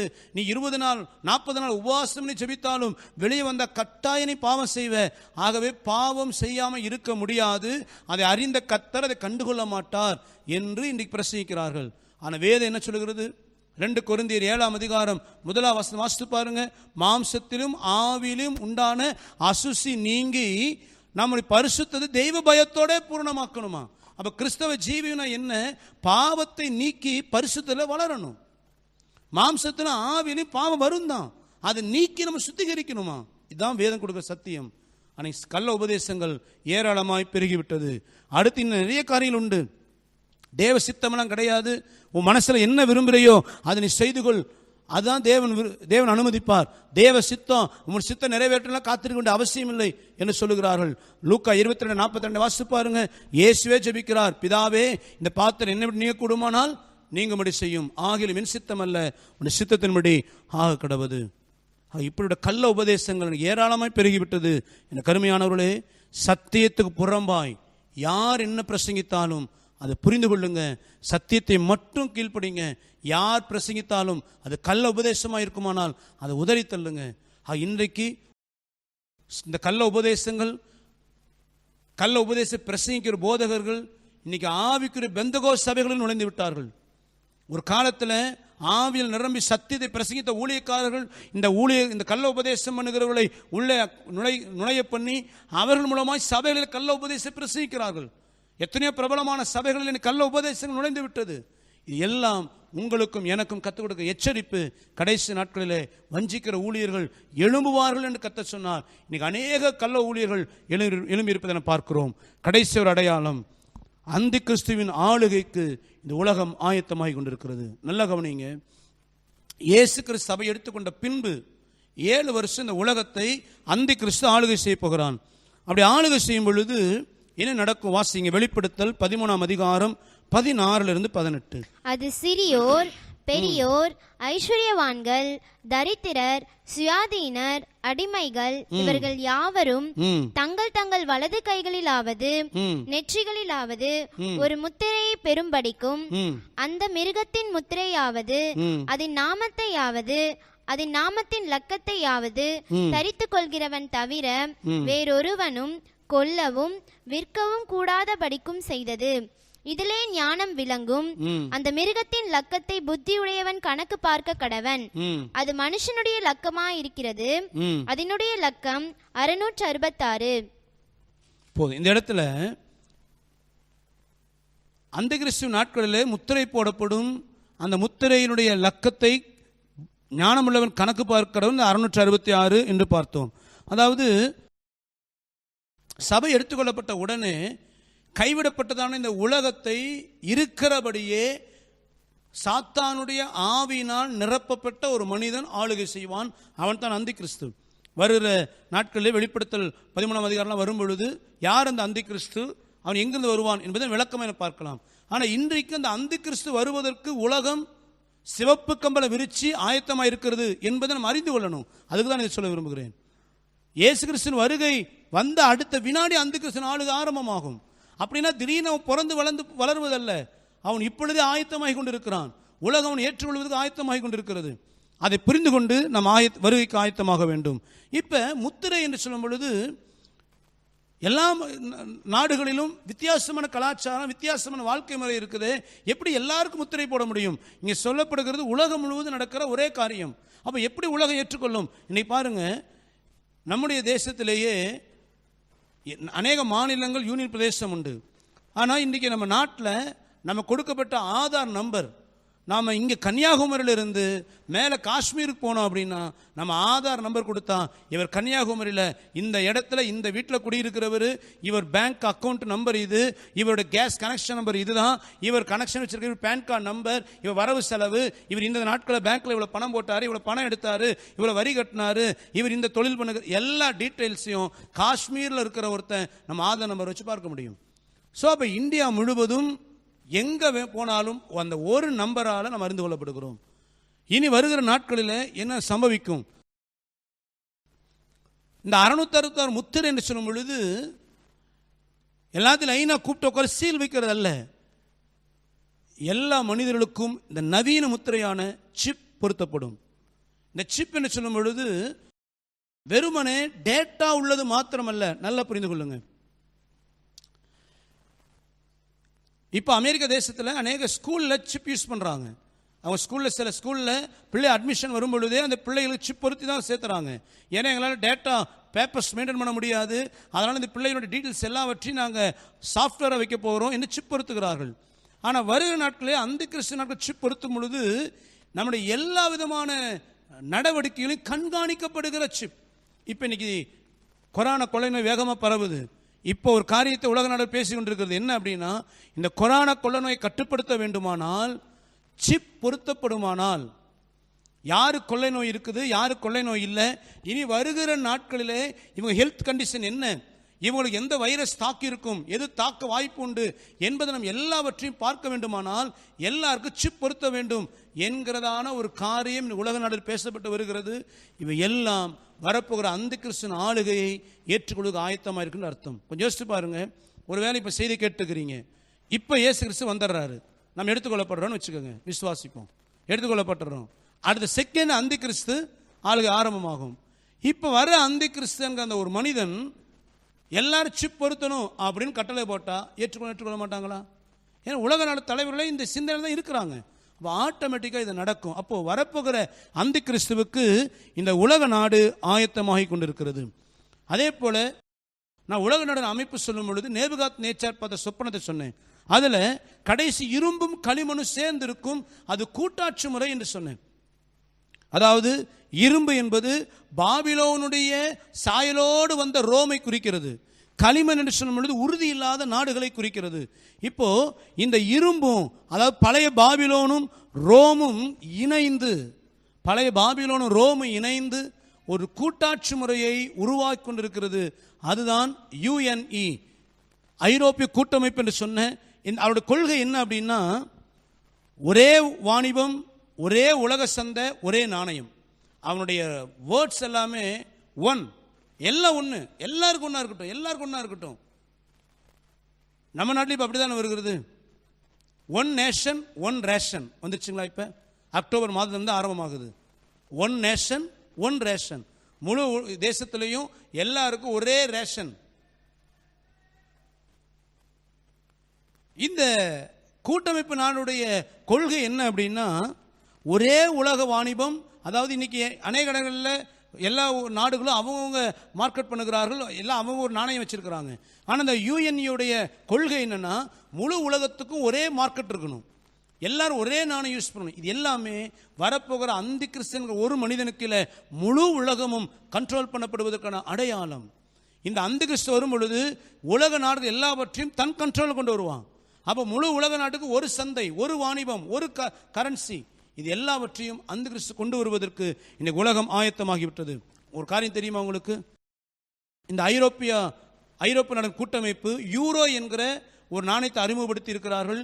அந்த கூட்டமைப்பில் இருக்கிற எல்லா நாடுகளும் அந்த நாணயத்தை தான் தன் வாணிபத்துக்கு உபயோகப்படுத்துகிறார்கள். இப்போ அந்த கூட்டமைப்பு நாடுகள் கடந்த ஏப்ரல் மாதம் 29ஆம் தேதி அந்த யூஎன்னுடைய சீஃப் செக்ரட்டரி ஜெம் ஆண்டனியோ கிளட்டஸ் என்கிற அந்த சீஃப் செக்ரட்டரி தலைமையில் கூடின கூட்டத்தில் அவர்கள் ஒரு காரியத்தை பேசி முடிவு பண்ணியிருக்கிறார்கள். என்ன அப்படின்னா, இந்த உலகம் முழுவதும் கொள்ளை நோய்கள் பரவுகிறது, பொருளாதார நெருக்கடி, பல விதமான குழப்பம், எல்லா நாடுகளும் தத்தளிக்கிறது. ஆகவே இவைகளை சரிப்படுத்த வேண்டுமானால் வருகிற நாட்களிலே இப்படிப்பட்ட சூழ்நிலை வரும் பொழுது முழு உலகத்தையும் சரிவிலிருந்து மீட்டெடுக்க வேண்டுமானால் ஒவ்வொரு நாட்டுக்கும் ஒவ்வொரு தலைவர் இருப்பது சாத்தியம் அல்ல. முழு உலகமும் ஒரு மனிதன் கையில் ஆளுகையில் இருக்குமானால் அந்த மனித நிமித்தம் இந்த முழு உலகம் பாதுகாக்கப்படும். ஆகவே நாம் வரும் நாளிலே சீக்கிரத்தில் முழு உலகத்தையும் ஒரு தலைவன் ஆளுகை செய்வதற்கு அந்த தலைவனை உருவாக்க வேண்டும். அந்த தலைவன் நம்முடைய கூட்டமைப்பிலும் தான் எழும்ப வேண்டும் என்று அந்த யுஎன்இ மீட்டிங்கில் சீஃப் செக்ரட்டரி பேசியிருக்கிறார். அந்த நாடுகள் அத்தனை தலைவர்களும் ஒத்துக்கொண்டு இருக்கிறார்கள். ஒரே ஒரு தலைவனை நாம் ஏற்படுத்துவோம். அந்த தலைவன் நம்ம அமைப்பிலிருந்து வெளியே வர வேண்டும். அந்த தலைவனுக்கு முழு உலகமும் கட்டுப்பட வேண்டும். எவ்வளோ பர்ஃபெக்டா இன்றைக்கு உலகம் அந்த கிறிஸ்து ஆளுகைக்கு ஆயத்தமாகி கொண்டிருக்கிறது. நீ கூகுளில் சர்ச் பண்ணி பாருங்க. ஏப்ரல் 29 யுஎன்இ மீட்டிங்கில் சீஃப் செக்ரட்டரி பேசின வார்த்தை கூகுளில் இருக்கு. உலகம் அந்த கிறிஸ்துவின் ஆளுகைக்கு ஆயத்தமாகி கொண்டிருக்கிறது. சபையே ஆயத்தமாய்க்கொள். இந்த அந்த கிறிஸ்து வரும் பொழுது இந்த அந்த கிறிஸ்துவ ஒரு இந்த மிருகத்தை உருவத்தை ஒரு சிலையாக செய்வார்களாம். அந்த சிலை பேசும் தன்மை உள்ளதா இருக்குமாம். ஜனங்கள் அதை வணங்குவார்களாம். வாசித்து பாருங்க, வெளிப்படுத்தல் 13ஆம் அதிகாரம் 15-17 வரை வாசிங்க. மேலும் அம்மிருகத்தின் சொரூபம் பேசத்தக்கதாகவும் மிருகத்தின் சொரூபத்தை வணங்காத யாவரையும் கொலை செய்யத்தக்கதாகவும் மிருகத்தின் சொரூபத்திற்கு ஆவியை கொடுக்கும்படி அதற்கு சத்துவம் கொடுக்கப்பட்டது. அது சிறியோர், பெரியோர், ஐஸ்வர்யவான்கள், தரித்திரர், சுயாதீனர், அடிமைகள் இவர்கள் யாவரும் தங்கள் தங்கள் வலது கைகளிலாவது நெற்றிகளிலாவது ஒரு முத்திரையை பெறும்படிக்கும் அந்த மிருகத்தின் முத்திரையாவது அதன் நாமத்தையாவது அதன் நாமத்தின் லக்கத்தையாவது தரித்து கொள்கிறவன் தவிர வேறொருவனும் கொல்லவும் விற்கவும் கூடாதபடிக்கும் செய்தது. நல்ல கவனிங்க. இந்த மிருகம் சொல்லப்படுவது அந்த கிறிஸ்து. இந்த அந்த கிறிஸ்துவை போல ஒரு சுரூபத்தை செய்து மிருகத்தை செய்து, வசனம் அழகா இருக்கு பாருங்க. அந்த மிருகம் யாருன்னா அந்த கிறிஸ்து குறிக்கிறது. அந்த கிறிஸ்து போல ஒரு சிலை செய்து வைப்பார்களாம். அந்த சிலை பேசுமாம், ஜனங்கள் அதை வணங்குவார்களாம். அது சாத்தியமா? எப்படி சிலை பேசும்? அதுதான் முன்பு சொன்னேன். யூஎஸ்ஏல இருக்கிற டென்வர் இன்டர்நேஷனல் ஏர்போர்ட்ல அந்த சிலை, அந்த ரோபோட் பார்த்தீங்கன்னா அது ஒரு மிருகத்தின் உருவத்தில் செய்திருப்பார். அது பேசுகிறதே, ஒரு மனிதன் பேசுவது போல. இப்போ நாம போய் நின்று நீ சாப்பிட்டியா அப்படின்னு கேட்டால், ஓ நான் சாப்பிட்டேன், இதான் சாப்பிட்டேன் பதில் வரும். என் ட்ரெஸ் நல்லா இருக்கா அப்படின்னு கேட்டால் உடனே அது நீ ஆரஞ்சு கலர் ட்ரெஸ் போட்டிருக்கிறே, ஒயிட் கலர் ட்ரெஸ் போட்டிருக்கிறே, சூப்பராக இருக்குது அது பார்க்க. ஒரு மனிதனை போல பேசுகிறது. அப்போது அந்த கிறிஸ்து நாட்களில் மிருகம் பேசுவது ஜனங்கள் அக்செப்ட் பண்ணுவார்களா? அக்செப்ட் பண்ணுவார்கள். ஏனென்றால் இன்னைக்கு இந்த ஆர்டிஃபிஷியல் இன்டெலிஜென்ஸ் இந்த ரோபோட்ஸ்களை பார்த்து அது பேசுகிறதையும் அதனுடைய அறிவு கூர்மையும் பார்க்கிற ஜனனுடைய மனநிலைமை அந்த கிறிஸ்து நாட்களில் பேசுகிற மிருகமாகிய அந்த கிறிஸ்துவின் சுரூபத்தை ஏற்றுக்கொள்வார்கள், அதை வணங்கவும் செய்வார்கள். ஆக மிருகம் பேசும் என்பது வெளிப்படுத்தல சொல்லும் பொழுது, அந்த சிலை பேசும் என்பது யோவான் எழுதும் பொழுது, யோவான் நாட்களில் பேசுகிற சிலை கிடையாது. நல்லா புரிந்து கொள்ளுங்க. இந்த வசனம் எழுதப்படும் பொழுது கிபி 95, யோவான் எழுதும் பொழுது பேசுகிற சிலை கிடையாது. ஆனால் இன்னைக்கு பேசுகிற சிலை இருக்குது. அப்போ இயேசுவின் வருகைக்கு உலகம் ஆயத்தமாய் கொண்டிருக்கிறது. வரப்போகிற அந்த கிறிஸ்துவை ஏற்றுக்கொள்வதற்கு உலகம் இப்பொழுது ஆயத்தம். அடுத்த கடைசி ஒன்று சொல்லி முடிக்கிறேன். இந்த அந்த கிறிஸ்து வரும் பொழுது முழு உலகத்தின் கண்ட்ரோல் கொண்டு வருவான். அரசியல் அமைப்பு அவன் கையில் வரும். அதே போல உலக மதத்தையும் தன் கையில் கொண்டு வருவான். இன்னைக்கு உலகம் முழுவதும் பார்த்தா பல மதங்கள் இருக்குது. ஒவ்வொரு இடத்துல ஒவ்வொரு மதங்களை வணங்குகிறார்கள். ஆனால் அந்த கிறிஸ்து வரும் பொழுது இந்த மதத்தையும் தன் கையில் வைத்திருப்பான். எல்லாரும் தன்னை வணங்கும்படி கொண்டு வருவான். எல்லாரும் பல தெய்வங்களை வணங்குகிறார்களே. சில பேர் பார்த்தீங்கன்னா இந்த ஜாதியை வைத்துக்கொண்டு இந்த தெய்வம் அந்த இவர்களுடைய சண்டையை போடுகிறார்கள். இப்படி இருக்கும் பொழுது பல தெய்வத்தை வணங்குகிற முழு உலக ஜனமும் எப்படி அந்த கிறிஸ்து கீழ்ப்படியும்? இன்னைக்கு பாருங்க, ஒன் வேர்ல்ட் ஒன் ரிலீஜியன் என்கிற தலைப்பில் போப் எல்லா மத தலைவர்களையும் கூட்டி சேர்த்து நாம் எல்லாருமே பல மதங்களை சேர்ந்தவர்களாக இருந்தாலும் ஒரே கடவுளைத்தான் வணங்குகிறோம். ஆக நம்ம எல்லாரும் வெவ்வேறு மதமாக இருக்க வேணாம், நம்ம எல்லாரும் ஒரே உலகம் ஒரே மதமாக இருப்போம் என்று ஒன் வேர்ல்ட் ஒன் ரிலீஜியன் என்று சொல்லி ஆரம்பித்திருக்கிறார்கள். அந்த அமைப்பில் உலகத்தில் இருக்கிற எல்லா மத தலைவர்களும் இந்த பிக்சரை நீ பார்க்கும் பொழுது புரிந்து கொள்வீங்க. எல்லா மத தலைவர்களும் கூடி உருவாக்கி இருக்கிறார்கள். இவனுடைய கோட்பாடு என்ன அப்படின்னா ஒன் ரிலீஜியன். எதற்காக ஒரே மதம் என்று போகிறார்கள்? எல்லா மதங்களுக்கும் வித்தியாசமான கொள்கை கோட்பாடுகள் இருக்குது. எப்படி இவங்க ஏற்றுக்கொள்ள முடியும்? ஏற்றுக்கொள்ள ஆயத்தமாகி விட்டார்கள். எதற்காக? அந்தி கிறிஸ்து வரும் பொழுது மதத்தையும் அவன் ஆளுகை செய்ய போகிறான். அந்த ஆர்டிக்கல் எழுதும் பொழுது இதுல போப் தான் ரொம்ப தீவிரமா இருக்கிறாராம். ரொம்ப ஃபோர்ஸ் பண்ணி ஒன் வேர்ல்ட் ஒன் ரிலீஜன் சீக்கிரம் உருவாக்கணும் என்பதில் போப் ரொம்ப தீவிரமா இருக்கிறாராம். எதற்காக? வரப்போகிற அந்தி கிறிஸ்துவுக்கு உலக மதங்கள் ஆயத்தமாகி கொண்டிருக்கிறது. எனக்கு அருமையானவர்களே, ஏறக்குரிய 8 அடையாளங்களை நாம் பார்த்திருக்கிறோம். நேற்று தினத்தில் ஒரு அடையாளமும் இன்னும் 7 அடையாளங்களை நாம் பார்த்திருக்கிறோம். பட்டுப்போன அத்திமரம் இஸ்ரவேல் நாடு துளிர்விட்டது. அந்தி கிறிஸ்துவின் ஆளுகை இந்த பூமியில் வருவதற்கு முன்னதாக இயேசுவின் வருகை இருக்கிறது. அந்த வருகையின் பொழுது உலக நாடுகளுடைய அரசியலமைப்பு எப்படி இருக்கும்? அதே போல் உலக நாடுகள் ஆயத்தமாகிவிட்டது. 3வது, அறிவு ஜனத்தில் பெருகி போய்விட்டது. 4வது, விஞ்ஞான வளர்ச்சி கடைசி நாட்கள் எப்படி இருக்கும் என்று யோவேல் தீர்க்கதரிசி வெளிப்படுத்தின விசேஷம், சகரியா தீர்க்கதரிசி சொல்லப்பட்ட வார்த்தை நிறைவேறினதை பார்க்கிறோம். அடுத்ததாக இயற்கை அழிவுகள், நாம் கொடுக்கிற எச்சரிப்பின் சத்தத்தை பார்த்தோம். சமுதாயம் நோவாவின் காலத்தை போல லோத்தின் நாட்களைப் போல இருக்கும் என்று இயேசு சொன்ன வார்த்தையை நாம் பார்க்கிறோம். இனி சமுதாயம் மாறி இருப்பதை, அதே போல கடைசி நாட்களில் கள்ள போதனைகள் ஏராளமாய் பெருகி இருக்கும் என்றும் உலகம் அந்தி கிறிஸ்துவை ஏற்றுக்கொள்வதற்கு ஆயத்தமாக இருக்கும் என்பதையும் பார்த்தோம். இனி உலகமும் ஆயத்தமாகிவிட்டது. அந்தி கிறிஸ்துவை ஏற்றுக்கொள்வதற்கு முழு உலகம் ஆயத்தம். அதுக்கு முன்பதாக சபை எடுத்துக்கொள்ளப்படும்படி வரப்போகிற இயேசுவை மணவாளனாய் சந்திப்பதற்கு நீங்களும் நானும் ஆயத்தமாக இருக்கிறோமா? உணர்ந்து மனம் திரும்புவோம். ராஜாதி ராஜா சீக்கிரம் வரப்போகிறார். எல்லாரும் முழங்கள் படியிட்டு இருக்கிற இடத்துல அடையாளங்கள் எல்லாம் நிறைவேறி கொண்டிருக்கிறது. எனக்கு அருமையான சகோதரா, எனக்கு அருமையான சகோதரி, இனி காலங்கள் செல்லாது என்பதை புரிந்து கொள். கர்த்தருடைய வருகைக்கான அடையாளங்கள் எல்லாம் நிறைவேறிவிட்டது. வாலிப சகோதரா, வாலிப சகோதரி, உன் வாலிபத்தின் இச்சைகளில் ஓடாத.